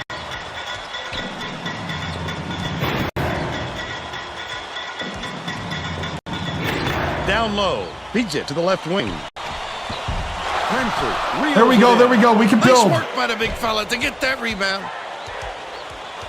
Dang. The crossover. Ferris goes up. Harris! Here's the State Farm drive of the game. That's a go-to guy right there, partner. Whew.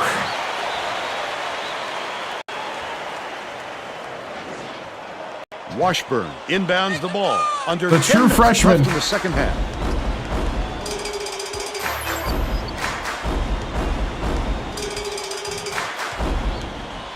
Helms. Can't get the jumper to fall. But they're still up by one.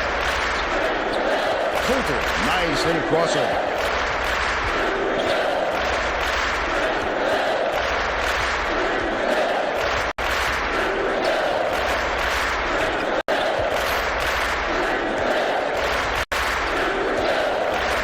Ferris gets it far side. That last play, no good. That's just a blown assignment by the defense. You can't afford too many of those. Bigelow passes it up court. Goes to the crossover. So pretty. There aren't many guys who can pull that move off, but he certainly did it there. Whew. Washburn inbounds the ball. They're bringing the double team. Relying on a true freshman to take the lead. Oh, man. Helms catches it, baseline. Holmes bounces it to the right wing. Cross court. Oh, Tosses no. it up. The Okay. run couldn't be stopped on the attempt by Kundul. With nobody around, he still couldn't convert. Sometimes you can be too wide open.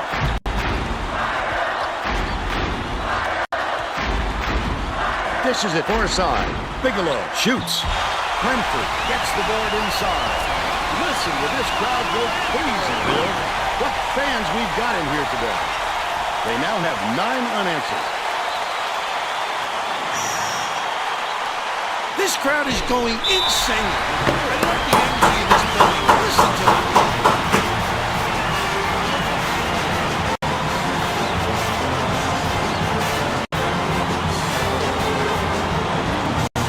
Oh. You know I'm mad if I'm not saying anything. We ain't done yet. Don't feel good just because you got a lead. Keep going. All gas, no brakes.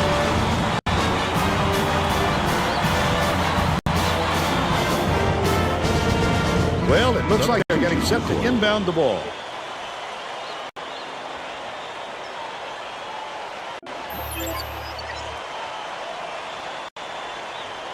Holmes inbounds the ball. Leads him with the pass. Last shot laid in by him. Come on. A dynamite bounce pass. The D never saw it coming. Saw it going, though, right into the net.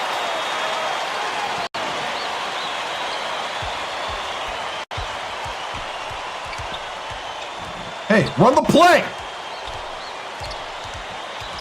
Leads him in. The Boilermakers turn this one over out of bounds. Why are we suddenly? Find a way to Why suddenly can we not catch a pick and roll? Like that will drive a coach batty. About 7.5 minutes left in the second half. No good on that last shot by Holmes. The shot was clearly affected by the contact there. Good call.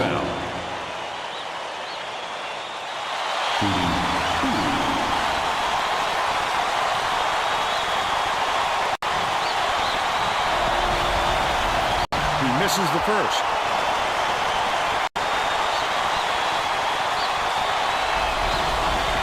Good on number 2. Akpan inbounds the ball. They've got their defense and it's man. Coulter dumps it off. Akpan.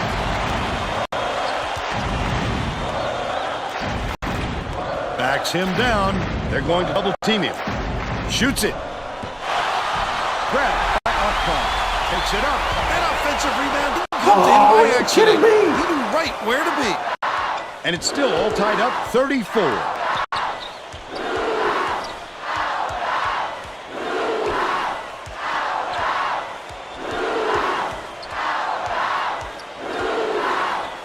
Stolen by Purdue. That was a much of a look. You could see that one coming before he loses it. Ferris with the crossover. The Vikings can get back in the lead with a basket here. The D was really waiting for him there. That's how you do it. Keep the heat on. Wait for the mistake and then capitalize. About 6.5 minutes left in the second half. Kundul has it right wing. That last shot offline from 20. Might have rushed that one just a little bit. There was plenty of time on the shot clock, but he got a little over anxious.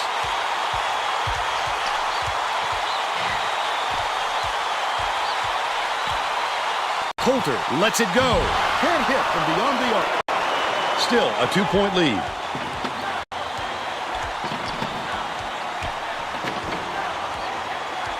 Doolin has it left wing.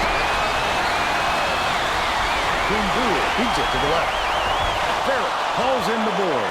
He grabbed that rebound with his elbows high, using a little intimidation. That last basket was buried right there below.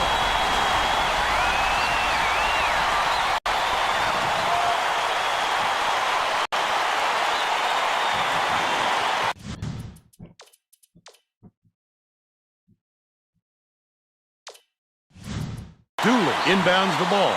Portland State may be switching things up a little bit. Tracy Wilson has a report for us. Tracy? The Vikings just had a little meeting of minds among the coaching staff. A lot of yelling about being too deliberate on offense, taking too long to get shots off. I sense, Vern, we're going to see a much faster pace from here on out.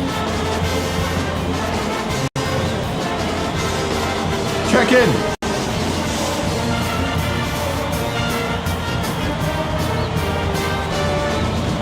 Lock it down, guys. Well, let's get back to the action. Both teams are going to shake things up a little bit with some subs.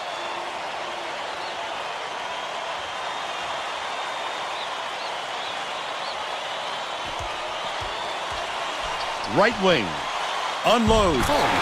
Do we not? By Holmes. They narrow the gap to 2. No, just watch. Cranford inbounds the ball.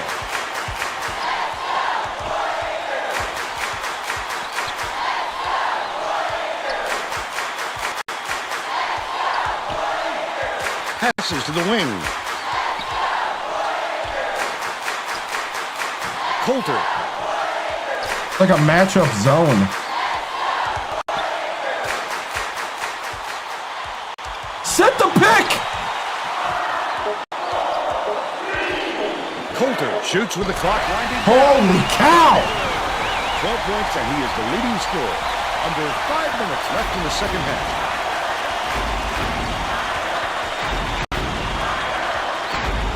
Washburn catches it on the elbow.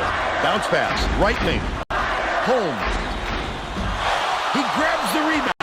That's the shot you work for, Bill, even though he's not their number one option.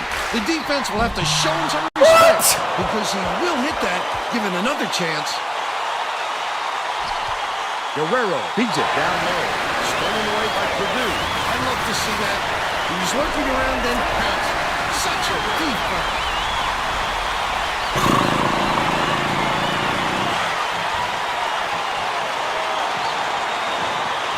Dooley inbounds the ball.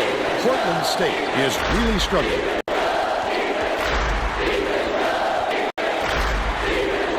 Dicey pass. Oh, Cranford! By Guerrero. 10 points, and he leads his team in scoring. The crossover. Knocked free. Dang it! And it's controlled by Portland State. Leads him with the pass. The intercept. What great reflections. He pounced in and picked that one off. You telling me I'm the one trying to control this thing? Win. Shoots it up. JP! Arigato! He's got 6. Just over 3 minutes left in the second half.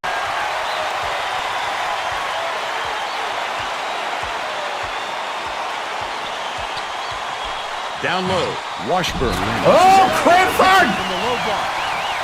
Nice look by Guerrero. 6 assists, and he leads both teams in that category. Cranford inbounds the ball.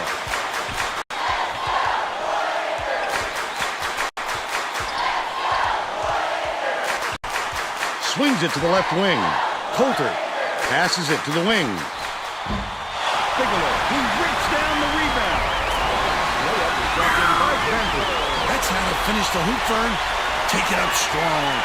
It's loose. Oh! But it's tracked down by Portland State.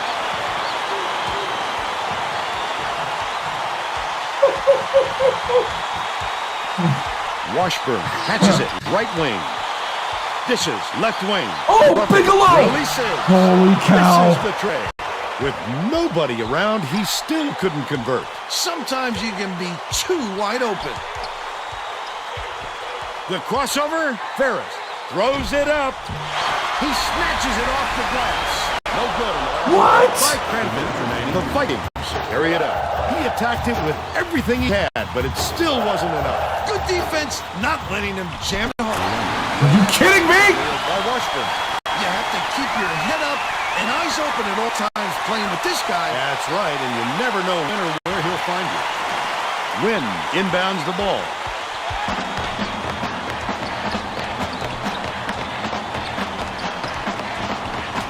Leads him with the pass. What? Steal by Guerrero. For the lead. What? They're now out in front by 1.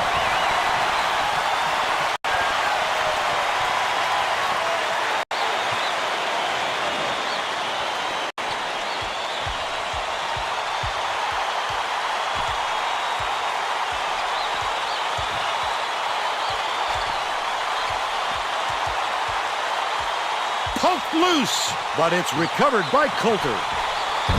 Bigelow off target. He'll make that one most of the time. Well, the D got a break on that one. He's double teamed. Has it right wing. Dooley. He snatches it off the glass. Oh, the big fella with a tough rebound. No denying him on that one. Bigelow dishes it to the baseline. There's a whistle.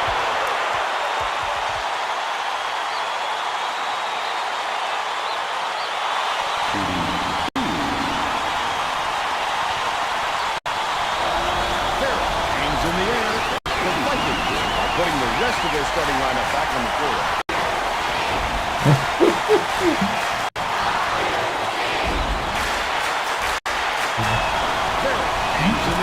Holy cow. And a tougher pair of free throws. He knocked them down like he was at practice. Yes! And it's Yes! outbound. What a Looks play! like Portland What a State. play! What a play! I gotta replay that. I gotta replay that. I don't even care. I don't even care.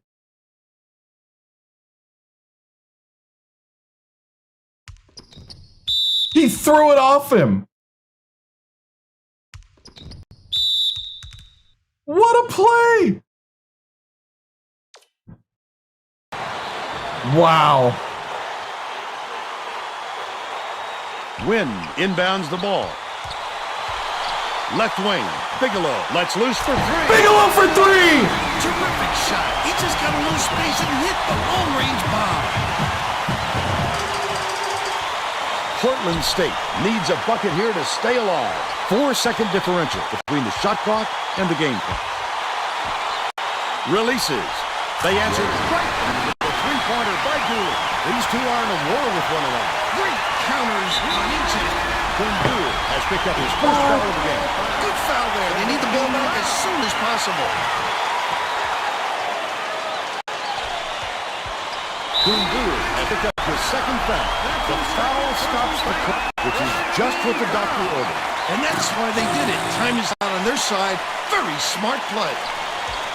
Purdue has just picked up his third foul of the game. Well, no choice but to foul. They've got to stop the clock and get the ball back right away. Ferris inbounds the ball. Purdue now has 4 fouls. Good foul there. They need the ball back as soon as possible.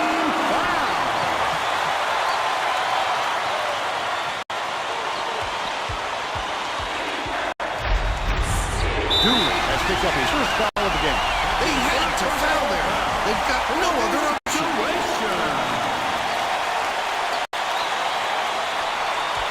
Dooley gets whistled for a foul. There's a bonus here, so that'll be 1-1. The foul stops the clock, which is just what the doctor ordered. And that's why they did it. Time is down on their side. Very smart play. Sinks the first one, and that will put them up by 2. Cold-blooded, Vern. They've got to be feeling good with the three-point lead. 17 seconds left in the game. Dooley ends it off. Helm nails the turnaround jumper. He knows the court and he knows how to get by you. Just a superb all-round play. Physical talent and talent for the X's and O's. Wynn inbounds the ball. Hill, foul! They're in the penalty, so they're heading the line. 1-1.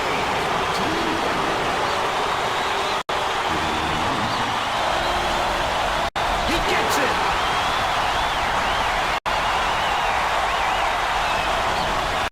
How about the onions on this fella?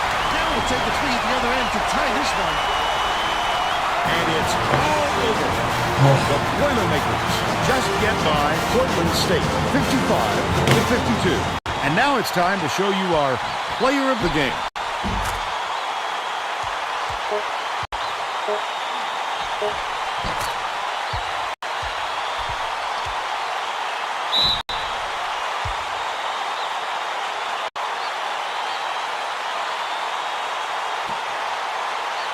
Let's quickly go to Greg Gumbel in the studio. What's their mascot? Pontiac game-changing performance. Thanks, Vern. Welcome, everyone, to 2K Sports Studios. I'm Greg Gumbel with today's version of the Pontiac game-changing performance. There are some shots that simply crush the spirit of an opponent. The Purdue Boilermakers delivered this dagger to the heart in the closing minutes, and it was quite simply the biggest shot of the game. Okay, thanks, Greg. Thanks for watching the NCAA tournament on 2K Sports. This is Vern Lundquist with Tracy Wolfson and Bill Raftery. So long, everybody.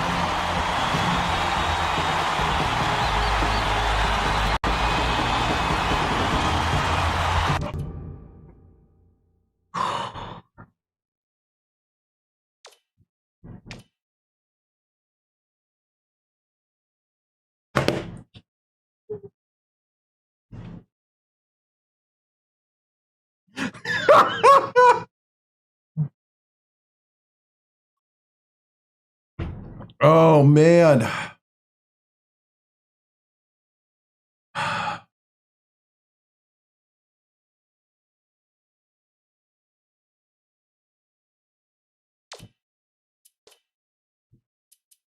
$16 for Coulter, 14 for Ferris, 7 for Bigelow, none for Westfall, 8 for Cranford, 2 for Brady, none for Valencia.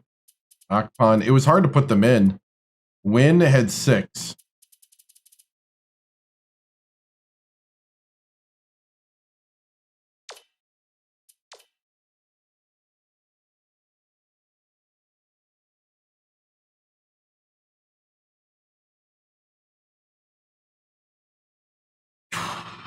I'm telling you right now. I'm telling you. Holy cow.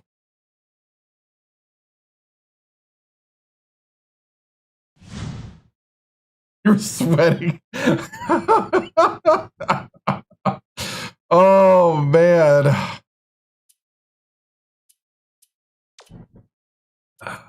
Boy. Man. Oh. Win's a win, I guess. Here we go.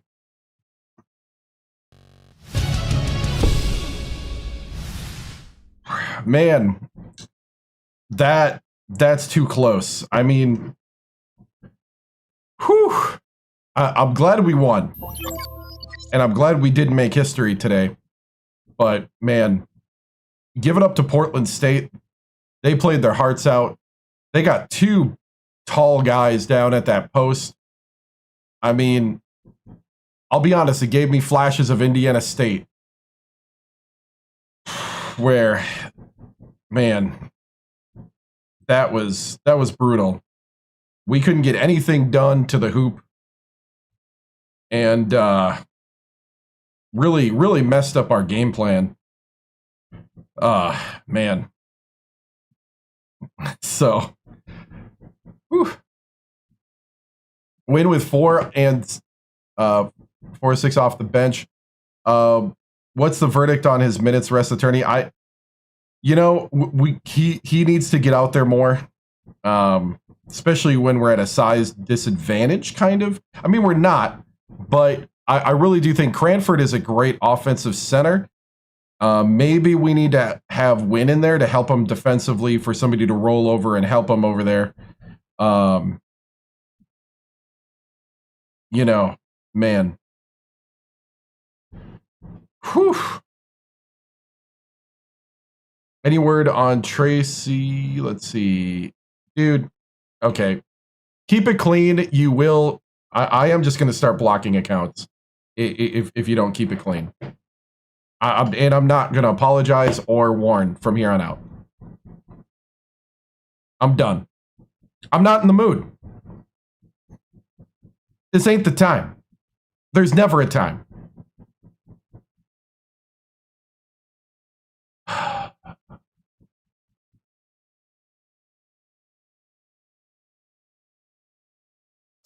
Grit and grind win tonight, Coach. How do you keep the guys composed after trading off threes and having to rely on free throws to create enough of a cushion to close this win? This is why we hired the free throw coach. I think it's ironic that we had to lean on free throws when earlier in the season we couldn't make one. That is growth. Holy cow. I think this should be a wake-up call to everybody on the team. Coach, you feel like you need to add more depth to this team? I don't know. I don't think so. I'm not even thinking about adding anything. What can I add during the season? We're in the middle of the tournament. We're not thinking about adding. We're thinking about winning. That's enough. I'm done.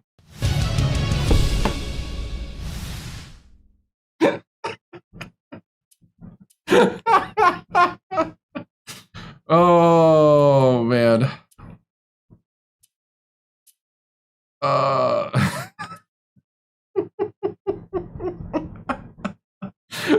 Why in the world are you talking about next year already? We're still in the tournament.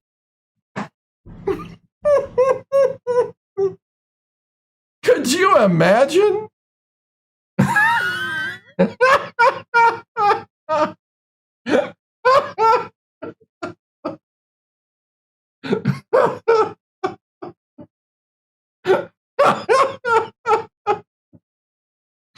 Oh man, that is funny. That is funny.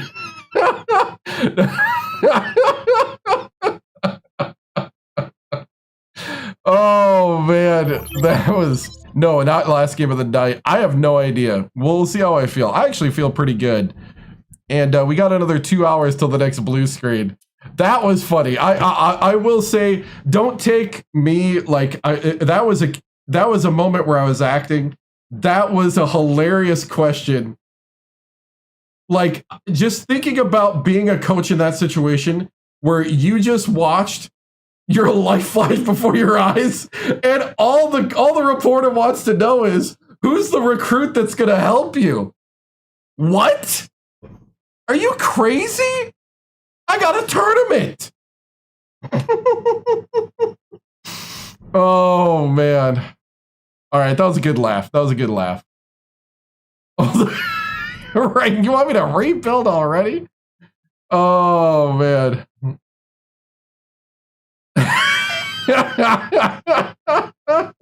Oh, that was good. You made me laugh. I like it. I like it. Oh, thank you. Thank you for the follow. Okay. Let's simulate to the next round. And let's see who wins and loses. All right, we got Mississippi State lost to St. Joe's. Yeah, we should do a scouting report. Wow. Pitt upsets Boston College. Woo. Wow, they rocked the three-pointer. Wow. Marquette beats Clemson. Georgia upsets San Diego State.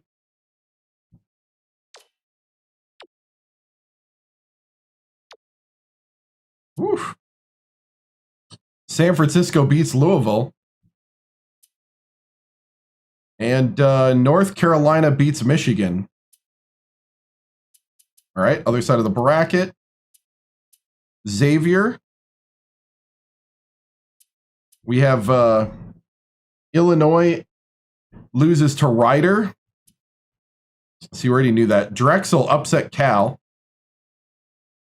Texas Tech beat UW Milwaukee. UConn beat NC State. Texas State upset Kentucky.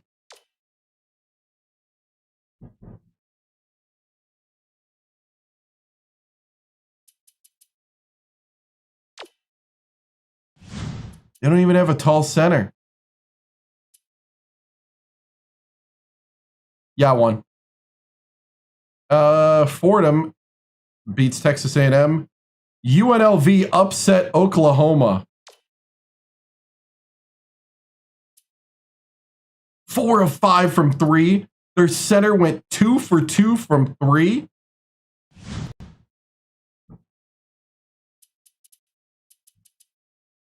$11 of 20 from 3.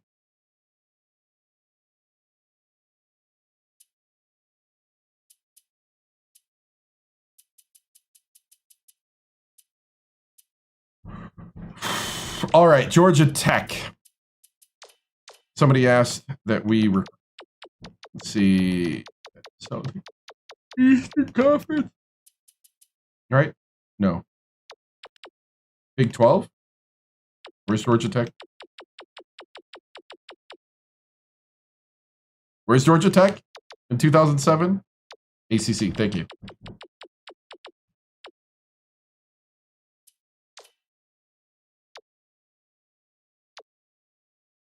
All right. Offensively, they play the motion offense. They shoot the three 39% of the time. Whew. Before there was an NBA, right? Oh, man. Oh, man.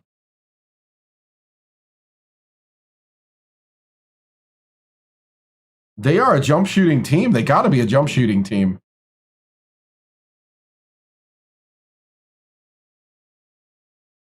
They crash the boards. They go on fast breaks. They go man-to-man, 2-3 matchup, man-to-man, and 1-2-1-1 zone press. Oh, that's the diamond press. Diamond press is deadly in this game. This team always runs their press.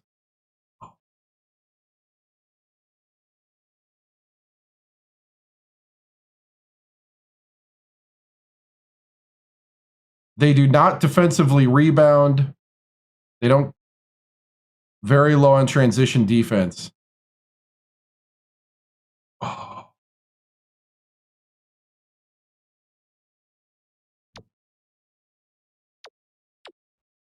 They get an A+ on offense and a C on defense. Okay. All right, let's check. Let's check one more thing and then we'll play. Let's see. ACC.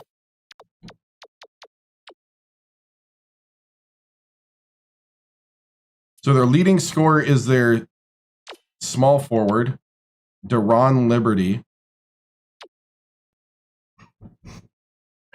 We have to stop Liberty. Our goal tonight is to defeat Liberty.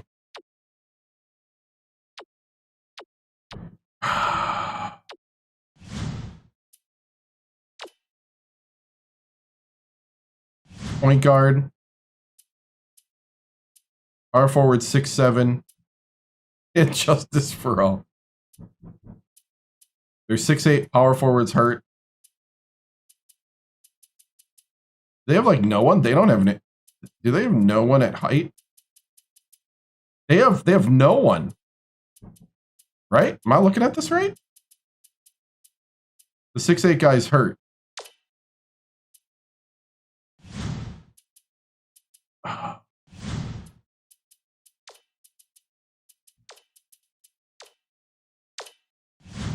All right. Well, let's go. Here we go.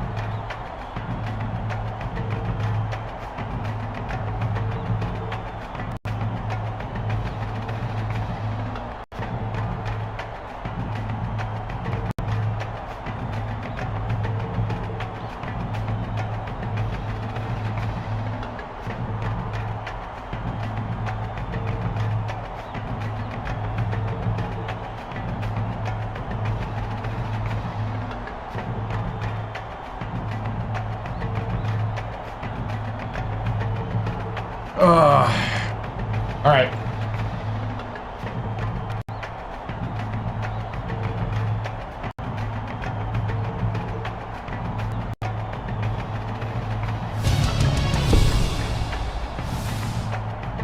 All right, men.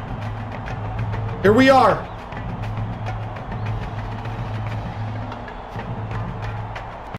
I want you to look your teammates in the eyes. Every one of you worked hard to be here. Every one of you fought hard to win your way to this point. Do not let down your teammate. Do not let down that friend that's been sweating, bleeding, pushing with you this whole season. You are a Boilermaker. You have basketball in your blood.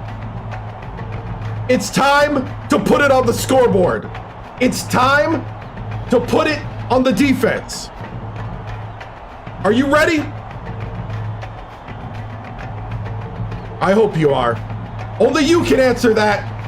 And only the next 40 minutes will tell the tale. Give me everything you got. Let nothing hold us back from this victory. Ready? Boiler up on 3. 1, 2, 3.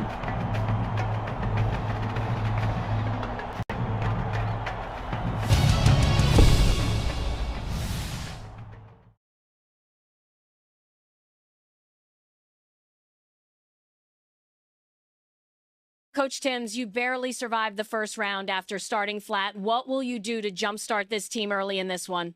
You know, we're just going to let the guys play their game. We're going to get it to our stars, to our leaders, and you know, we're going to put it in their hands. That's what we've done all season. That's how we got here. We're not going to change it just because we hit a bump in the road.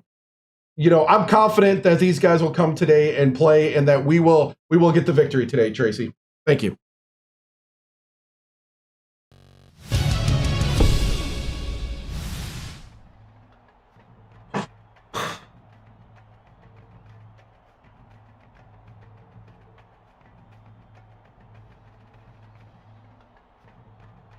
Oh, I guarantee.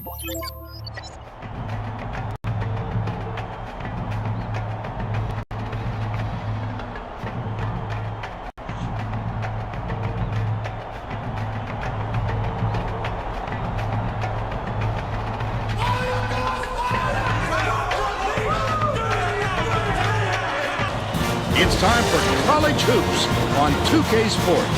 The Georgia Tech Yellow Jackets go up against the Purdue Boilermakers. Welcome, college hoop fans, to round 2 of the NCAA tournament. We're here at the University of Dayton Arena alongside Bill Raftery. This is the Lundquist. Tracy Wilson is with us too. What do you think, Bill? There's a terrific matchup at the small forward position. Ferris is right up there with the best of them when it comes to small forwards. He's quite a shot blocker for a small forward, and that just adds to his versatility. It's just one of those things he can do to help you win.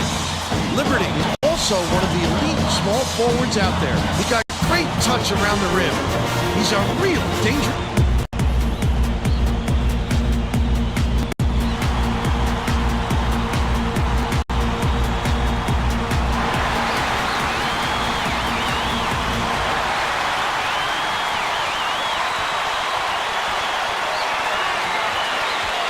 Coulter, nice little crossover. He's either got a foul or And one.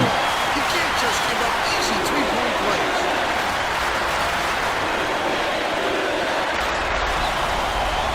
Tacks on the free throw for the three-point play. Liberty inbounds the ball. Dahmerkamp way up court. The Yellow Jackets were the last ones to touch it, and they'll turn it over. I'm not sure who that was going to, Vern.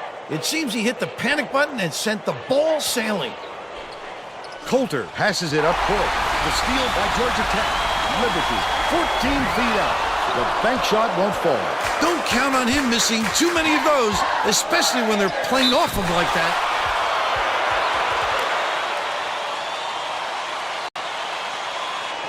Shooting 2.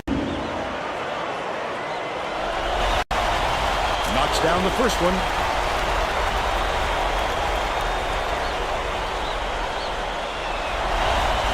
And he splits the free throws. Let's check in with our sideline reporter, Tracy Wolfson, who has some info for us. Thanks, Vern. A little while ago, I talked with the Boilermakers coach. He said this team we're facing has already shown what they can do when they get on a roll. So we'd like to come out aggressively and not allow them to get comfortable. He clearly wants to take the fun of back-to-back upsets out of their head right away, guys. Thank you, Tracy. Ferris inbounds the ball. This guy is fun to watch, Vern. He can really fill it up. Cranford heads it up. Good look by Bigelow. There Oh, Liberty. 6-3. You gotta stop Liberty.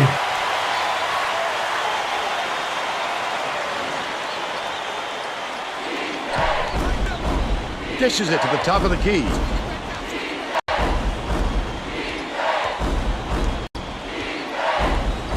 McCroskey gets it outright. Dumps it off. Lets it go. The three-pointer was no good by Dahmerkamp.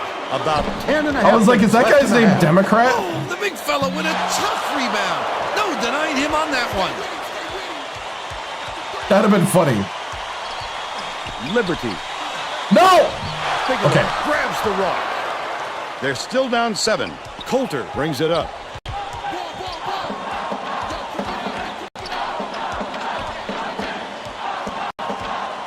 Leads him with the pass. Stolen by McCluskey. Not a good entry pass, Fern. You just can't force it in there. Has it right wing. It was hit by Dolan, but they're still down by 1. Ferris inbounds the ball. Westfall feeds it to left block. The last layup was dropped in by Cranford. Those runners are difficult to hit, but he really made it look easy.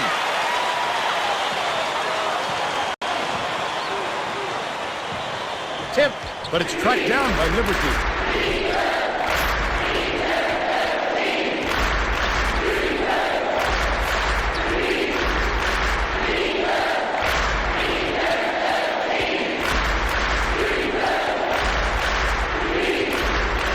Liberty, dicey pass. Passes to the baseline. Last shot missed by McCluskey. They go. All that. They're now behind by 1. They're bringing the double team. Ferris tosses it up court. Westfall hangs, gets the layup. And they're now out in front by 3.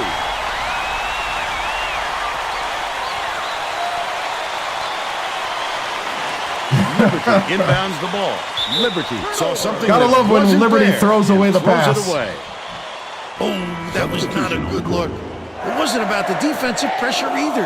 He just fired it off target.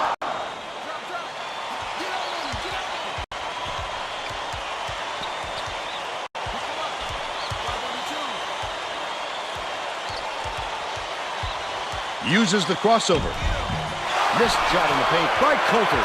All right. I was trying it.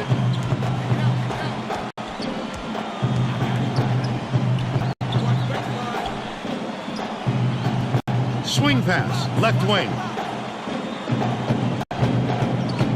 McCluskey gets it out left. Westfall hauls in the board. About 8.5 minutes left in the half. Might have rushed that one just a little bit. There was plenty of time on the shot clock, but he got a little over-anxious. Intercepted. I love to see that. He was working around and pass. Such a deep ball. Deflects the pass. But it's recovered by Purdue. Misfired on that last 3 by Ferris. Top of the key. What an offensive rebound. He's doing work on the glass at both ends. Nice move in the paint on that last shot by Coulter. Knocks it loose. And it's gathered up by Coulter. With the shot. Almost got it to fall. And he'll go to the line to shoot 2. He'll take the foul. That defender clearly got some contact as he tried to make the shot. Yep, that's an open and shut case. He got it. And he makes the first. Whew.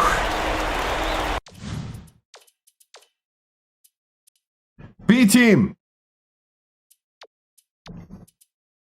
Hey, Grant. I need you to find ways to get open, dude. Right now.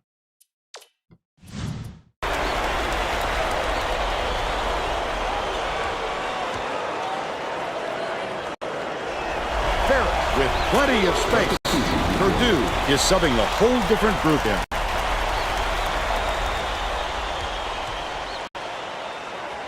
Dahmerkamp inbounds the ball. Coach Ewing is going to let his team have it. He just can't be happy with the run that they've had just now. They're getting set to inbound the ball.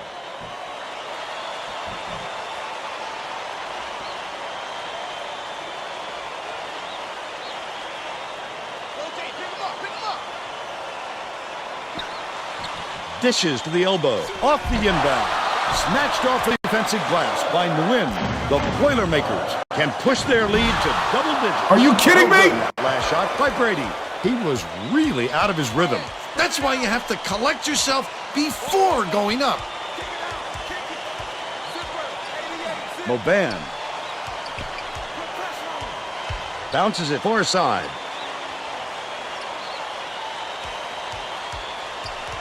Moban has it right wing. That last play, no good.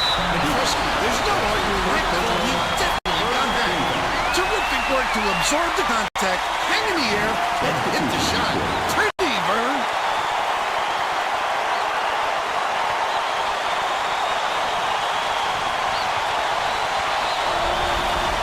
Good for the three-point play. Brady inbounds the ball. Right around 7 minutes left in the half. Akbar fires. Just missed it. No three-point opportunity, but he'll go to the line for two. Shooting 2. And he makes the first.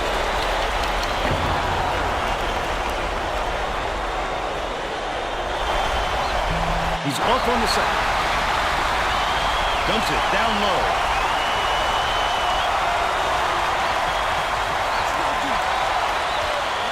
Grant launches it. Liberty grabs the rebound inside. It doesn't matter how far you've got to go to get them, Vern. Every rebound is essential. Catches it left side. Takes it up. Half on the way up, and he'll get 2 shots.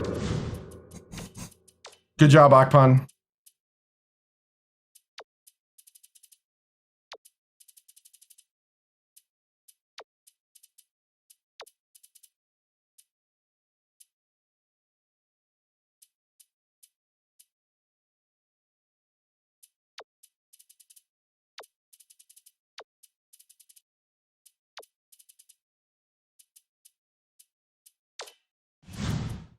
Second team foul.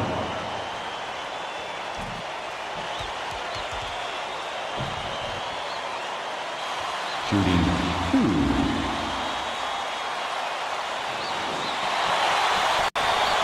The idea is that JB is a better defender. We put him at the 5. We put Cranford at the 4.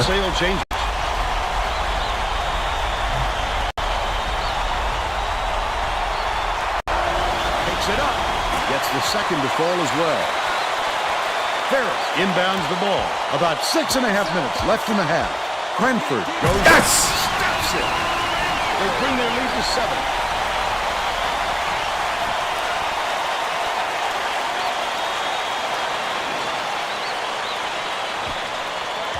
De Leon fires it way up court. The Yellow Jackets are the last ones to touch it, and they'll turn it over. These guys That's are not the playing kind of so teamwork hard you like right to now. see out there. They need to get on the same page. Coulter brings it up the floor. Goes up. The lay-in was good by Cranford. He's got 9. Dude, they can't stop Cranford on the press break.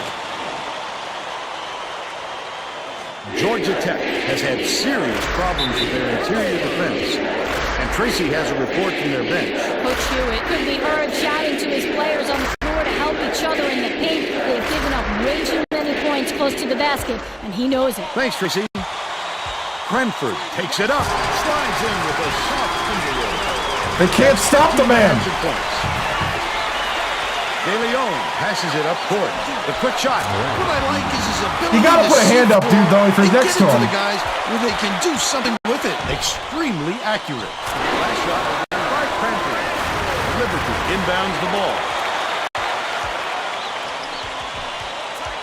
Haley swings it to the wing. Liberty goes to the crossover. It is so smooth taking it in. When a guy goes that hard to the hole, somebody's got to step in and stop him. Coulter unloads. Gets the leaner to go. Georgia Tech calls time. There we go. That's a rhythm. That's a rhythm. Keep the rhythm.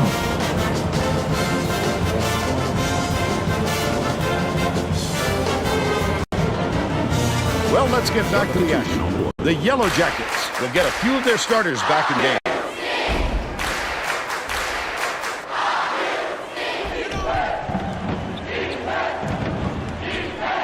Skips it to the right wing. Liberty. Ely has it left wing. Skip pass inside. Stolen away by Purdue. Listen to the crowd, Vern. This kind of excitement is why I love college basketball. Pulled in. Oh, Cranford. And that's his 3rd rebound of the contest. He attacked it with everything he had, but it still wasn't enough. Good defense, not letting him jam it home.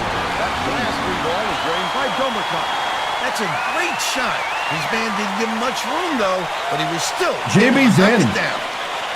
Cranford inbounds the ball. Under 5 minutes left in the half. Nice move. Smashed on the van.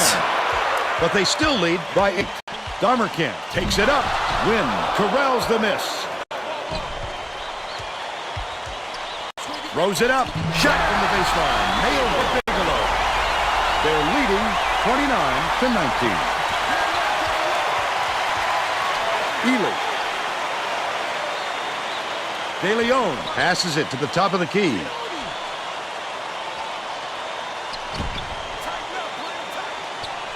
Dishes it to the left.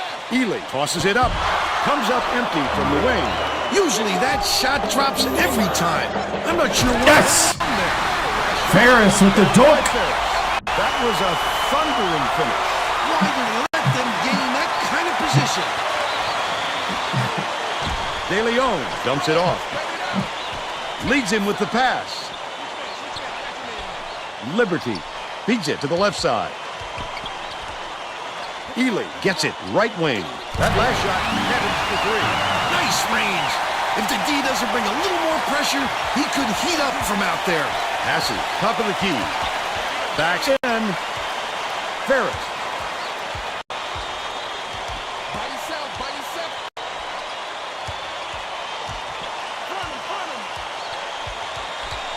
Coulter bounces it to the baseline. Right wing. Takes a 3. Nothing but net right there. He's 1 for 2 from downtown. Ely tosses it up court. Liberty goes up. Cranford reels it in. Lead pass down low. Darmerkamp cleans the defensive boards. As soon as he got the ball down there, the defense was all over him, making things difficult. Darmerkamp skips it to the left side. Ferris corrals the miss inside. That's just a blown assignment by the defense. You can't afford too many of those. The crossover. Wynn gets it out left. The steal by Georgia Tech. Picked them clean. Well, the game just slows down for him to the point he sees things that others don't. What a pass. It's deflected, and it's scooped up by Ferris. 2 left in the first half. Steal, pick out. You could see him read it all the way. Fight for the foul, put it down. Strong move for him. The Yellow Jackets will make some substitutions. No, they're going to take like 2 to 3 years to make the game. Foul shot is good for a 3-point play. Santee inbounds the ball. The Yellow Jackets turn this one over out of bounds. Oh, that was not a good look. It wasn't about the defensive pressure either. He just fired it off target.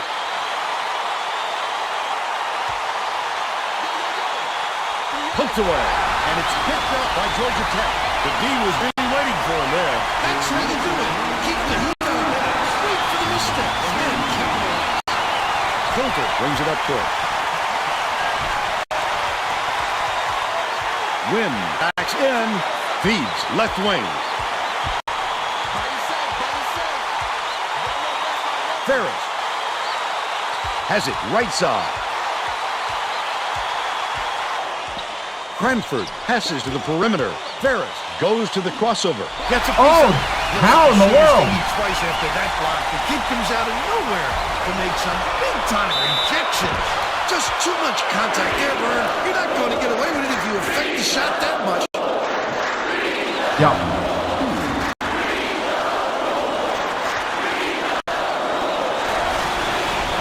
Knocks down the first one.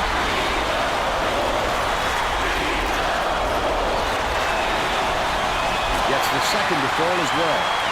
Wynn inbounds the ball. 1:21 left in the first half.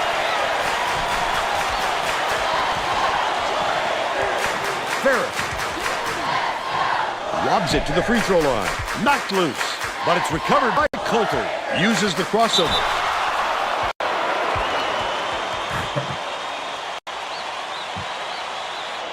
Shooting 2.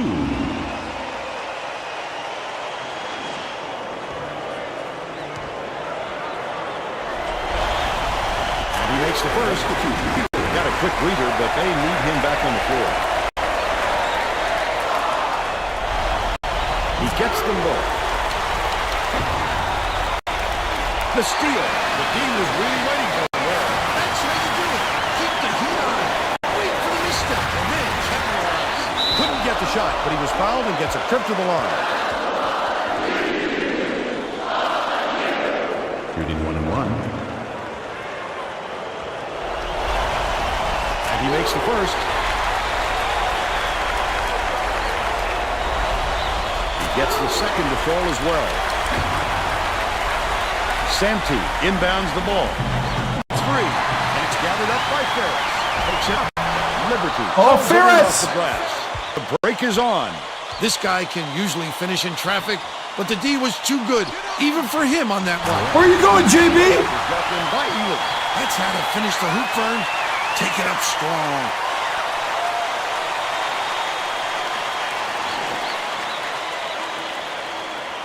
The Boilermakers will try to eat some time off the clock. 1 second differential between the shot clock and the game clock. Bigelow has it right wing. Can't get the three-pointer to fall. Still a 13-point lead, but it's recovered by Moban. Last shot by Downey. Boy, what a delicate finger drop. He's one of the best. Just sit back and enjoy the show.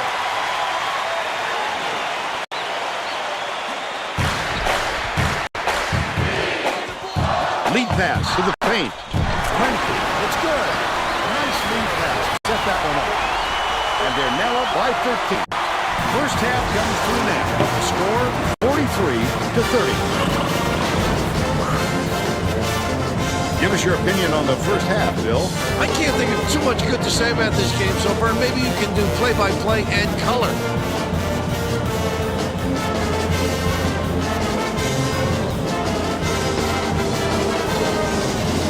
And now it's time to show you our player of the half. Bill? Cranford's my pick, Vern. He's finding ways to score every trip down the floor, and he's carrying the team. He's been a force on the offensive end and is putting on a show for everyone here. A phenomenal performance.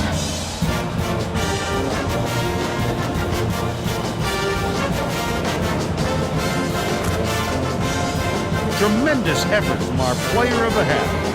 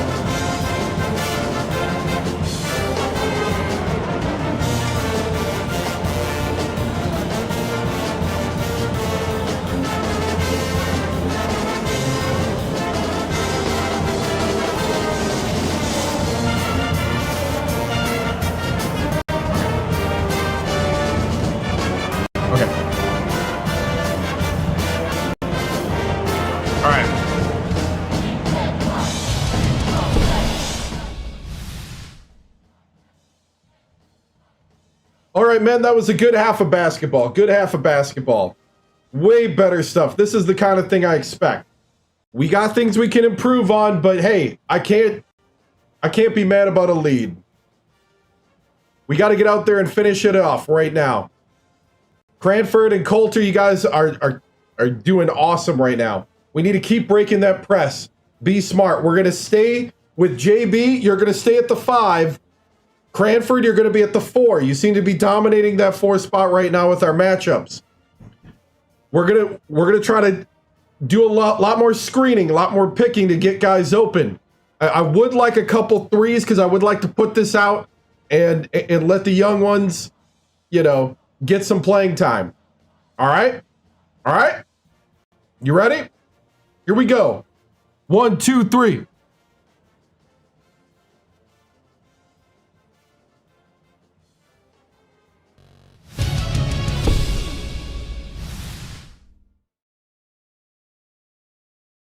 Coach Timms, that first half, dominate thanks to Coulter and Cranford. How will you continue the success in the second half? Well, we just got to keep feeding them the ball. We just got to keep getting our guys open, scheme them open. We're going to continue to put them at the 4, and we're just going to, you know, close out the game. Thank you, Tracy.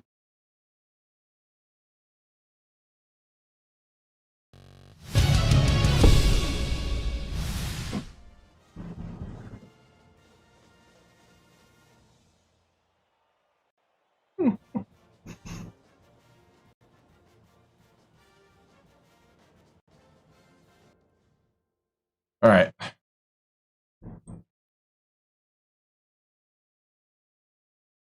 think I need to get button presses. I got to figure out how to do this.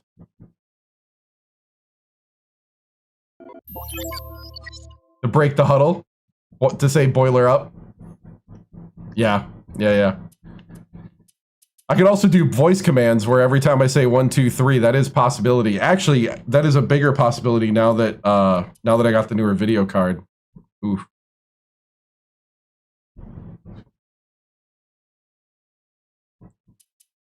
Yeah, I could do it on voice commands. That's a good idea, actually. Very good idea. I should try that now that I'm not overloading the system. I mean, this lineup is we're all set to begin the second half. Let's put Liberty away. Liberty inbounds it to start the second half. Darmerkamp puts it up. Misses the long one. He'll make that one most of the time. Well, the D got a break on that one. Now let's go down to Tracy Wolfson, who has an update for us. Well, at halftime, I talked with the Boilermakers coach. He told me that his game plan was going as planned and felt no need to change things up. Coach also brought up how happy he was with the way his press was working. The turnovers they've caused and the chaos they created in the backcourt is exactly what he was hoping for heading into the game. Sounds like we'll see more of it. Back to you. Well done, Tracy. Thank you. He won't be denied, Vern. He just keeps coming at you in a multitude of ways.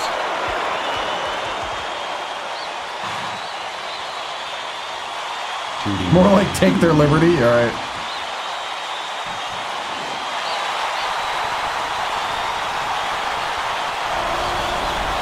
He misses the first. Didn't set for long, and he's coming back into the ball game.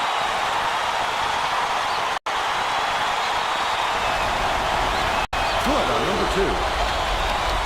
Darmerkamp inbounds the ball. Liberty ends it off. Catches it on the free throw line from long range. It was nailed by Moban. They cut the lead to 8.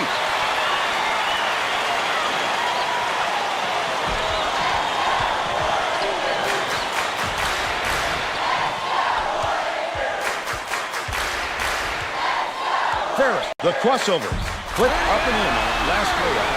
He made the defense look like they were standing still. That's when athleticism brings you an opportunity to break down the other side at will. Right wing, Darmerkamp shoots the 3. DeLeon pulls it in.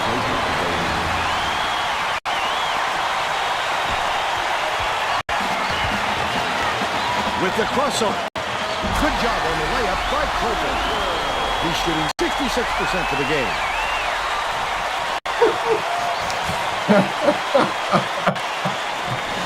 Darmerkamp inbounds the ball. The Yellow Jackets with some difficulty. Stolen by Purdue. Oh, the quick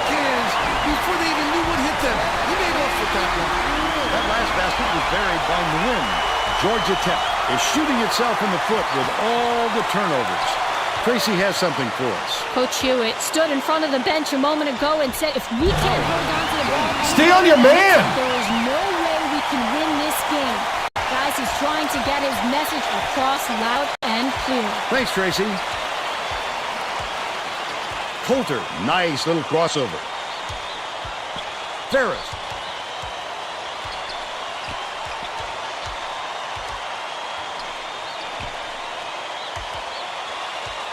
Leads him in, goes up, great pass to lead him in, and the finish by Cranford.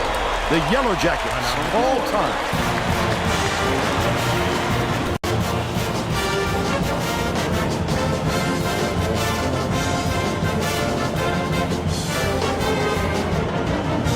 Well, it looks like they're getting set to inbound the ball.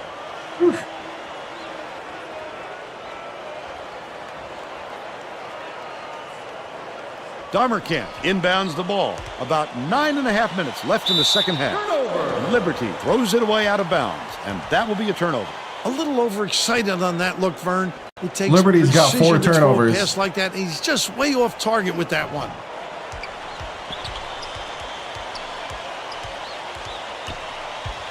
Crosses it over. Coulter goes up. Damerkamp with the nice D. He couldn't get it that time, and the D did a great job of making it tough on him. The steal by Bigelow. Sinks it. He's 2 for 3 for the game.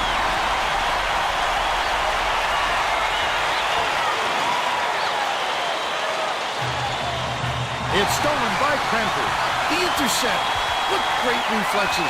He pounced in and picked that one off easily. Ferris gets it right wing.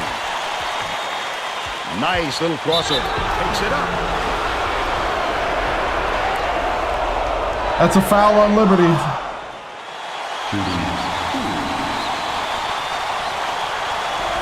Double clutches. Can't sink the first.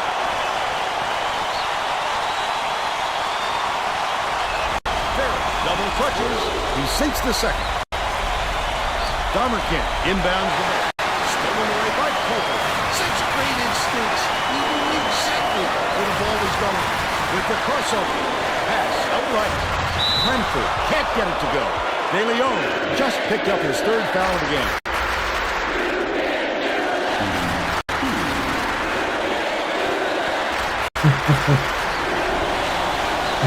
It's down the foot. The Yellow Jackets are going to make some substitutions. Yeah.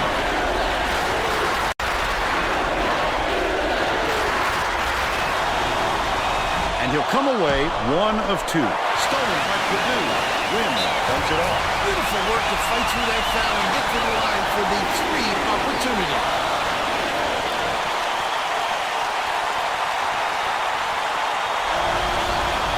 Good for the 3-point play. The Yellow Jackets need to find some answers here. The Yellow Jackets were the last ones to touch it, and they'll turn it over. They were just out of sync on that one. The pass went one way, and he went the other. Right? Wynn inbounds the ball. Coulter uses the crossover. Ferris takes the shot. No good from 3-point land. But they're still up by 19. The student section is whooping it up now. How much fun are they having? You know exactly where you are when you hear that sound. These fans are wild. Gets it, high post.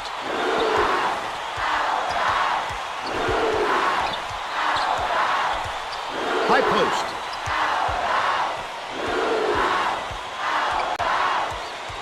Hands it off. Cranford. Damerkamp snatches it down inside. Downey passes it up court. A rare occurrence. Keep running your offense. The coach will forgive a few clunkers. I love the strength. He fought through the foul, no problem. And that'll give him the 3-point chance. Right? Back on the free throw for the 3-point play. Wynn inbounds the ball. They're set up and hit him in. Leads him in. Goes up. Yes! Goes down by Cranford. The Yellow Jackets will take a timeout. Yeah.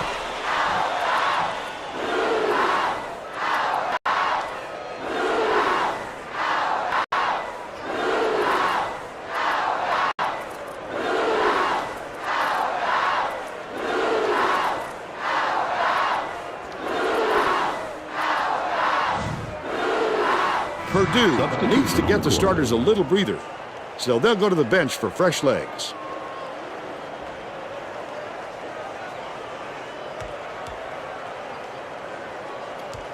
The Yellow Jackets have got a lot of ground to make up.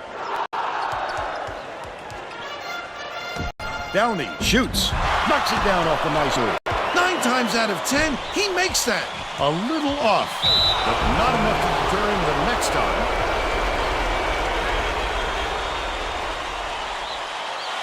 Shooting 2.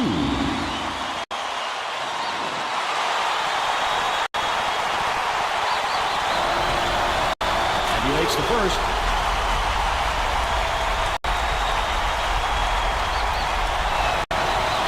He gets them both. Dahmerkamp inbounds the ball. The Yellow Jackets are really struggling. Stolen by Coulter. I'd love to see that. He's lurking around then pouncing. Such a deep burn. Put up and in on that last layup. Under 7 minutes left in the second half. Passes to the top of the key. Dahmerkamp catches it, left wing. Lob to the middle. Santee puts it up. Too strong. They got just enough pressure on him to make him alter his shot and force the miss. Has it top of the key. Crosses it over. Coulter beats it to the wing. Raises up. Grabbed by Reed. Akbar tries again. Phenomenal house. Help him get a lot of shots. He also has great instincts, a nose for the ball, and a feel for meeting the shooter's release point. Right wing. Here's the spin move. For 3. Collected inside by Bigelow. The D wasn't too worried about that one. Gave him room to get it off. Mainly because they prefer the long 3 over him driving it in.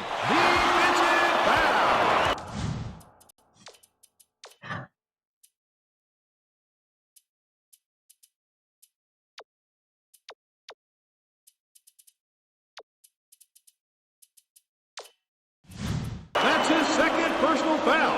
Penalty situation. Shooting 2. Yep, putting the young guys in. I was waiting till about 5.5. Ferry picks it up. Knocks down the first one.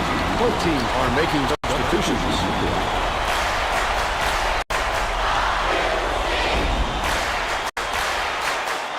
Picks it up. Gets the second to fall as well. Ferry will come off the floor. Coach Hewitt doesn't look happy. He's going to try and turn things around with this timeout. Let's go ball control. Well, let's get back to the action.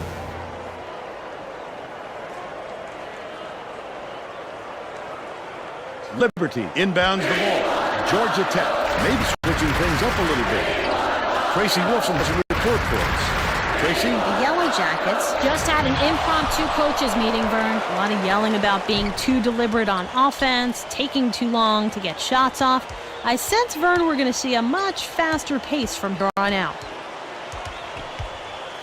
Grant goes to the crossover. That's his fourth personal Right. foul. 17 fouls. Shooting 1-1. Makes the first. Young makes his first appearance. Right. Bonus is 7. Bonus plus is 10. He's off on the second. The Yellow Jackets will try to put a stop to this run. The crossover goes up, fouled hard, and he'll take a trip to the line. The shot was clearly affected by the contact there. Good call. Shooting 1-1.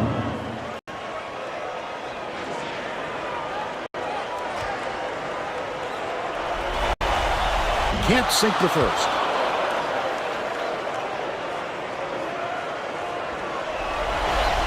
And he's going to come away empty from the line.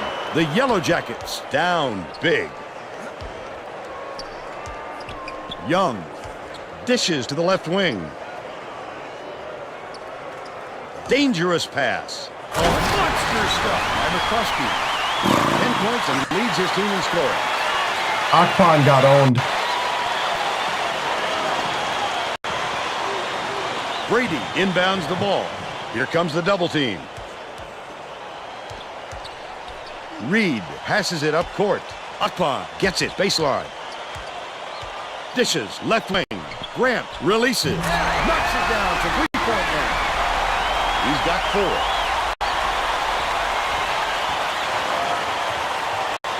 Georgia Tech is really struggling.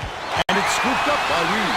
Such great instincts. He knew exactly where the ball was going. Stolen away by Georgia Tech. Just over 4 minutes left in the second half. He got hacked pretty hard on that shot. We'll see if he can convert from the line. Shooting 2.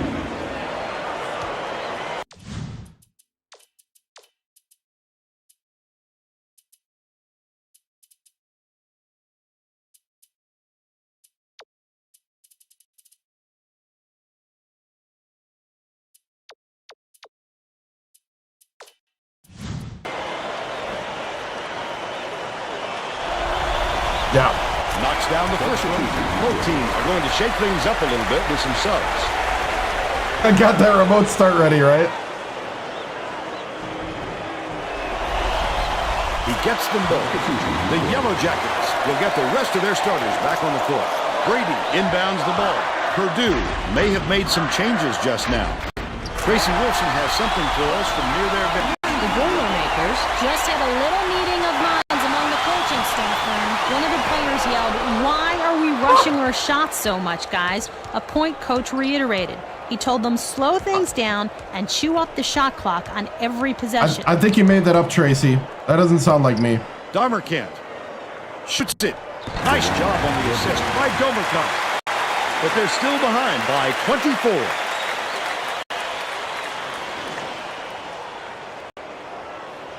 He's doubled up.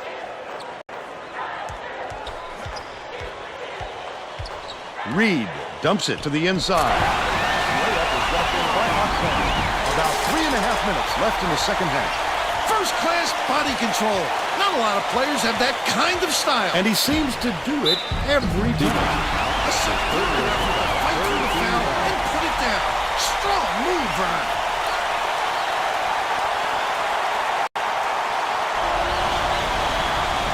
No good. And they don't get the three-point layup. Last shot laid in by Liberty.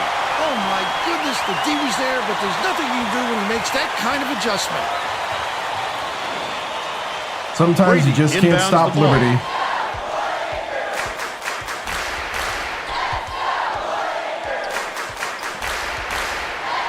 Valencia uses the crossover.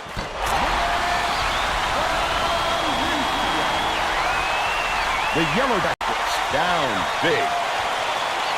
Swings it to the wing. Moban bounces it to the wing. Domerkant has it high post. De Leon good from downtown. They're now down by 21.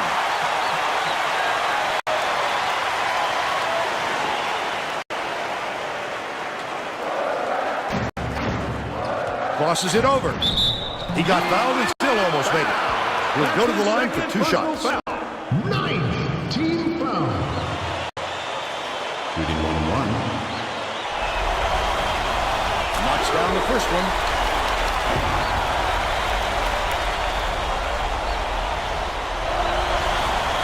He gets them both.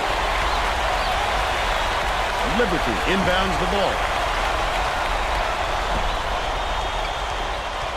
Bounce pass, left wing. Liberty with the crossover. De Leon from 17 feet out. Akpan corrals it, and that's his 4th rebound thus far. Usually if he gets any sort of room, he nails it. If I'm the defense, I don't let him get another chance from there. 2 Hangs. minutes remaining. Corral. McCluskey.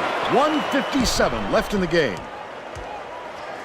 Knocks it loose, and it's controlled by Purdue. These people are loving it. You think it's getting loud in here or what? Valencia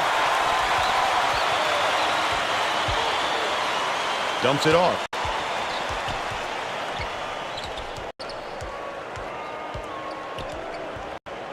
Moban goes up. Hey, Moban! State Farm drive of the game. He gets the job done almost every time, Vern. We're talking about a fellow with onions.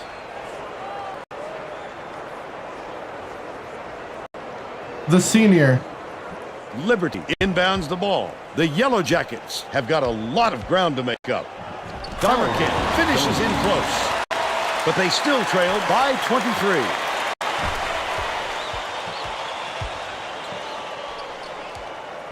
Takes it up. Grabbed by De Leon. That's his 6th rebound of the game. The Yellow Jackets with some abysmal stats. The steal by Akpan. Wonderful job of denying the basketball that time. Great pick. What? Target on the last shot by Valencia. Moban gets the reach-in call, and that's his first foul. If you're going to go for the steal like that, you've got to be careful with your hands.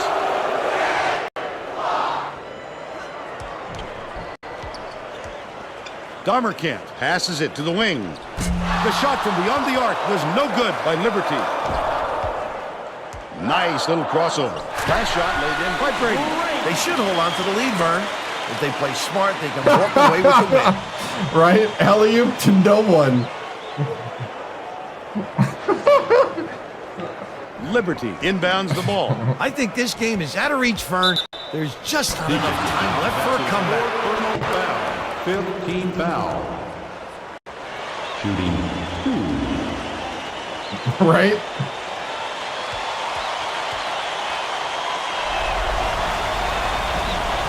And he makes the first.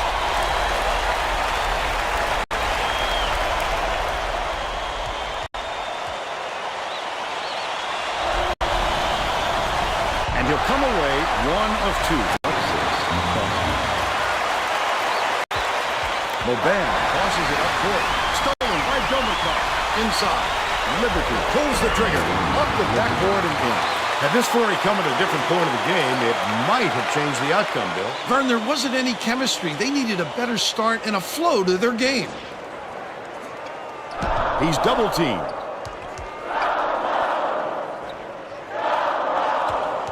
Hangs. De Leon picked up the foul. And that's going to close the book on his game. Oh, De Leon. Bye-bye. Georgia Tech wants to go small, and they're bringing in another guard to do so. Knocks down the first one. Haley is coming onto the floor.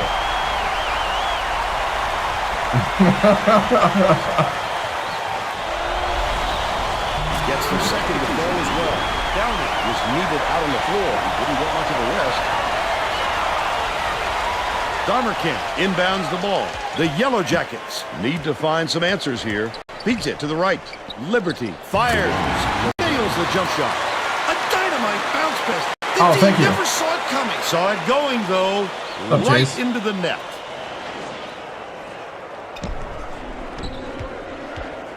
Double clutches. Oh, By Moban. He tried to get It looked fancy. good. He was looking for the highlight reel finish there. Downey. That's the end of the game. The Yellow Jackets, 86-66. Now it's time to show you our player of the game.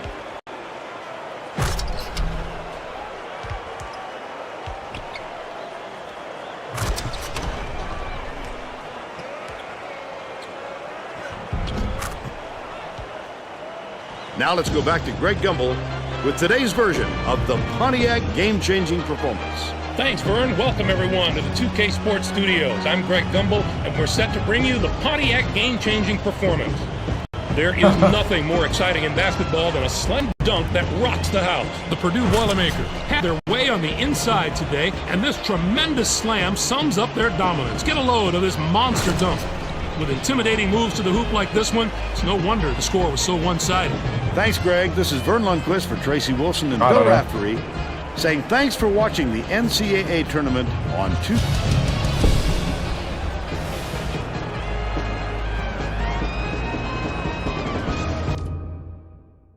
all right. 56% from the floor, 37% from 3, 23 of 31 from the line. They had a ton of fouls, 17 team fouls.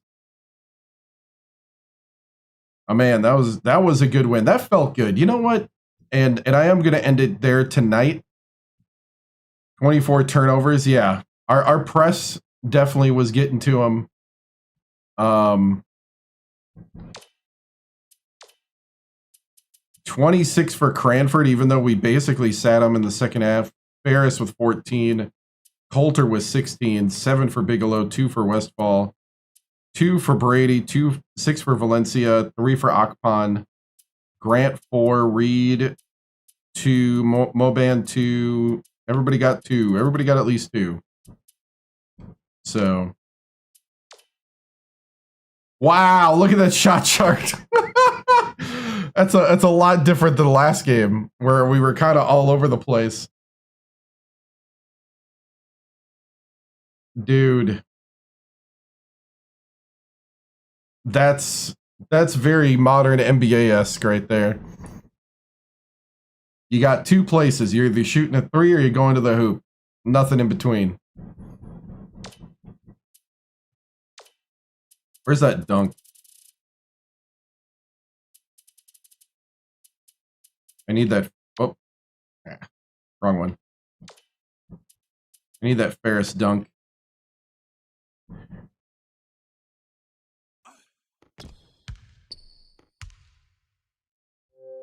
Oop.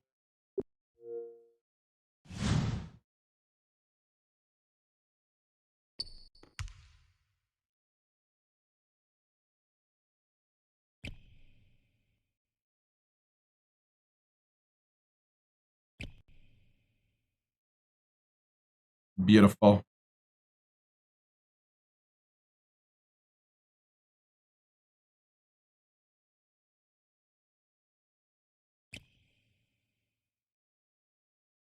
Right there.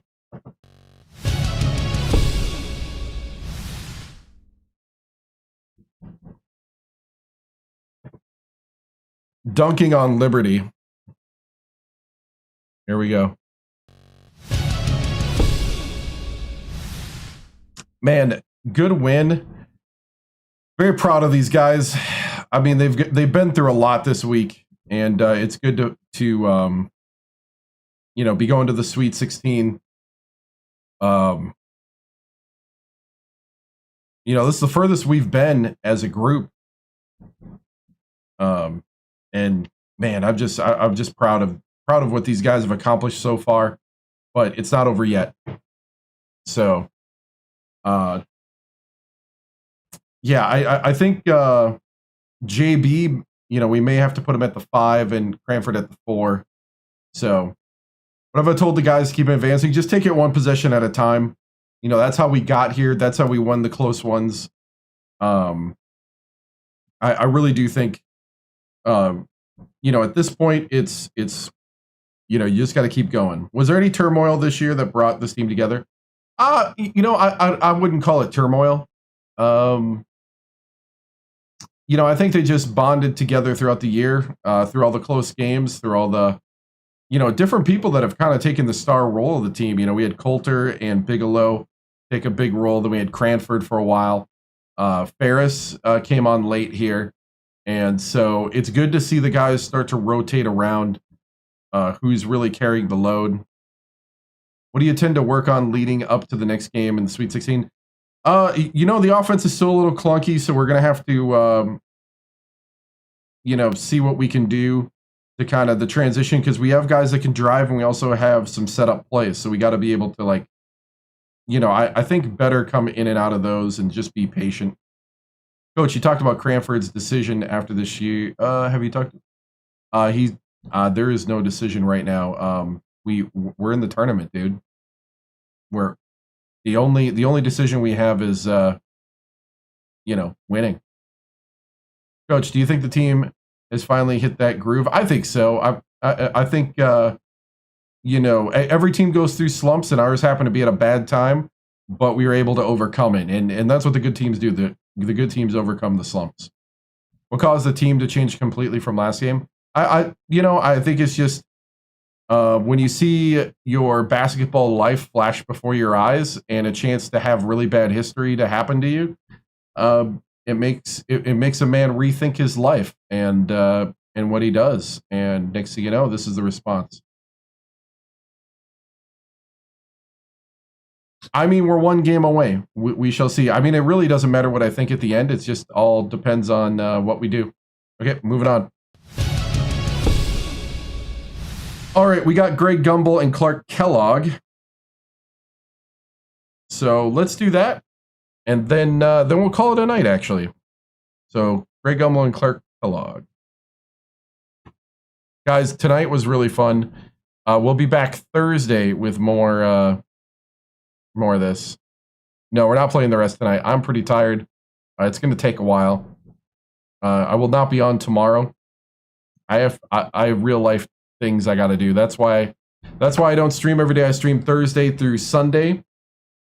Let's see. Thursday is Victoria 3. Friday is Victoria 3. So it's Saturday will be Saturday, and Sunday is college hoops. So it'll be Saturday when we'll be back with the tournament. So we'll watch college hoops. 7 p.m. Central.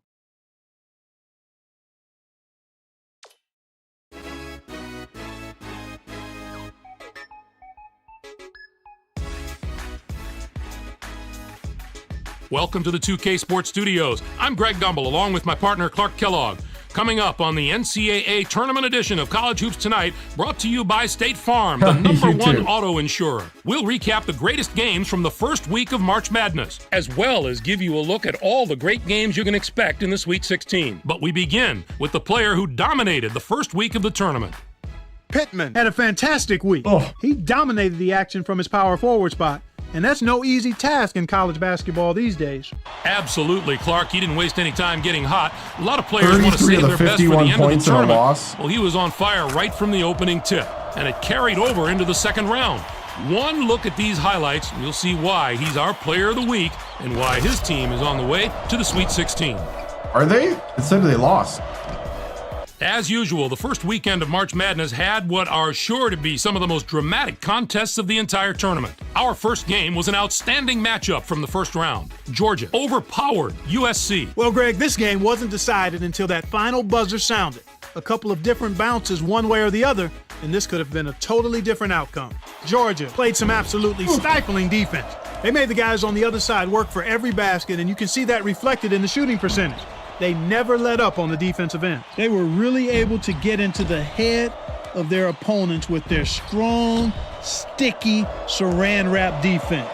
Anytime you can throw a team's rhythm off in the half court, you know you're playing tough defense. This next game was another superb March Madness battle. Purdue beat Portland State. A lot of times, the first round of March Madness gives us the best games of the entire tournament. And this was one of those games. Just a classic tournament battle from start to finish. Coulter was the hero of this one with a terrific performance. His 16 points led all scorers. Watching him basically put his teammates on his back and single-handedly carry them to the victory in a big game situation like this was stupendous. This isn't a preseason tournament, Greg. This is the big dance. He stepped up in a way that few players can in this kind of spotlight. And for that, we should give him a big imaginary high five. Now, let's turn our attention to a few of the huge battles upcoming this week in the Sweet 16. We're really getting into the meat of March Madness now. This should be a terrific matchup. Both these teams are fighting to improve their position among the nation's elite teams, and they're going to have to go through each other to do it. And how about another huge matchup from the third round? This should be a terrific matchup. Both these teams are fighting to improve their position among the nation's elite teams, and they're going to have to go through each other to do it. That's our show, everyone. For all of us here at the 2K Sports Studios, thanks for watching. Enjoy the tournament. We'll see you next week on College Hoops Tonight, brought to you by State Farm, the number one auto insurer.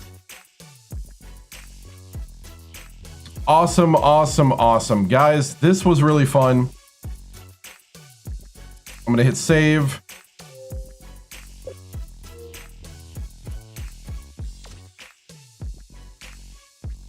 Dude, we've been through the gauntlet of emotions. The high, the lows.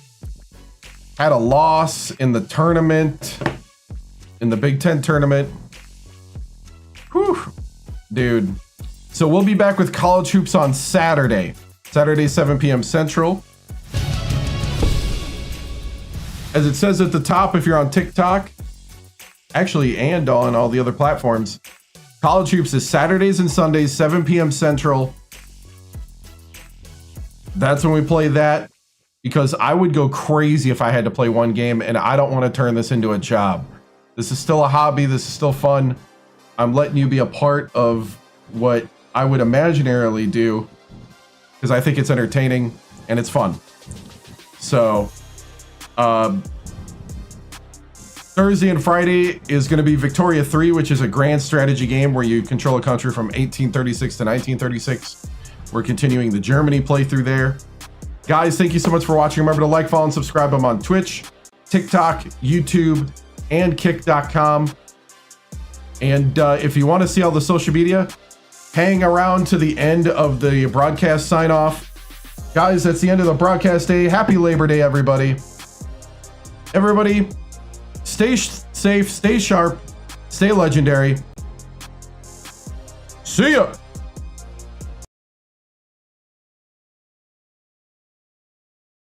The flag is symbolic of a living country and a government of, by, and for the people.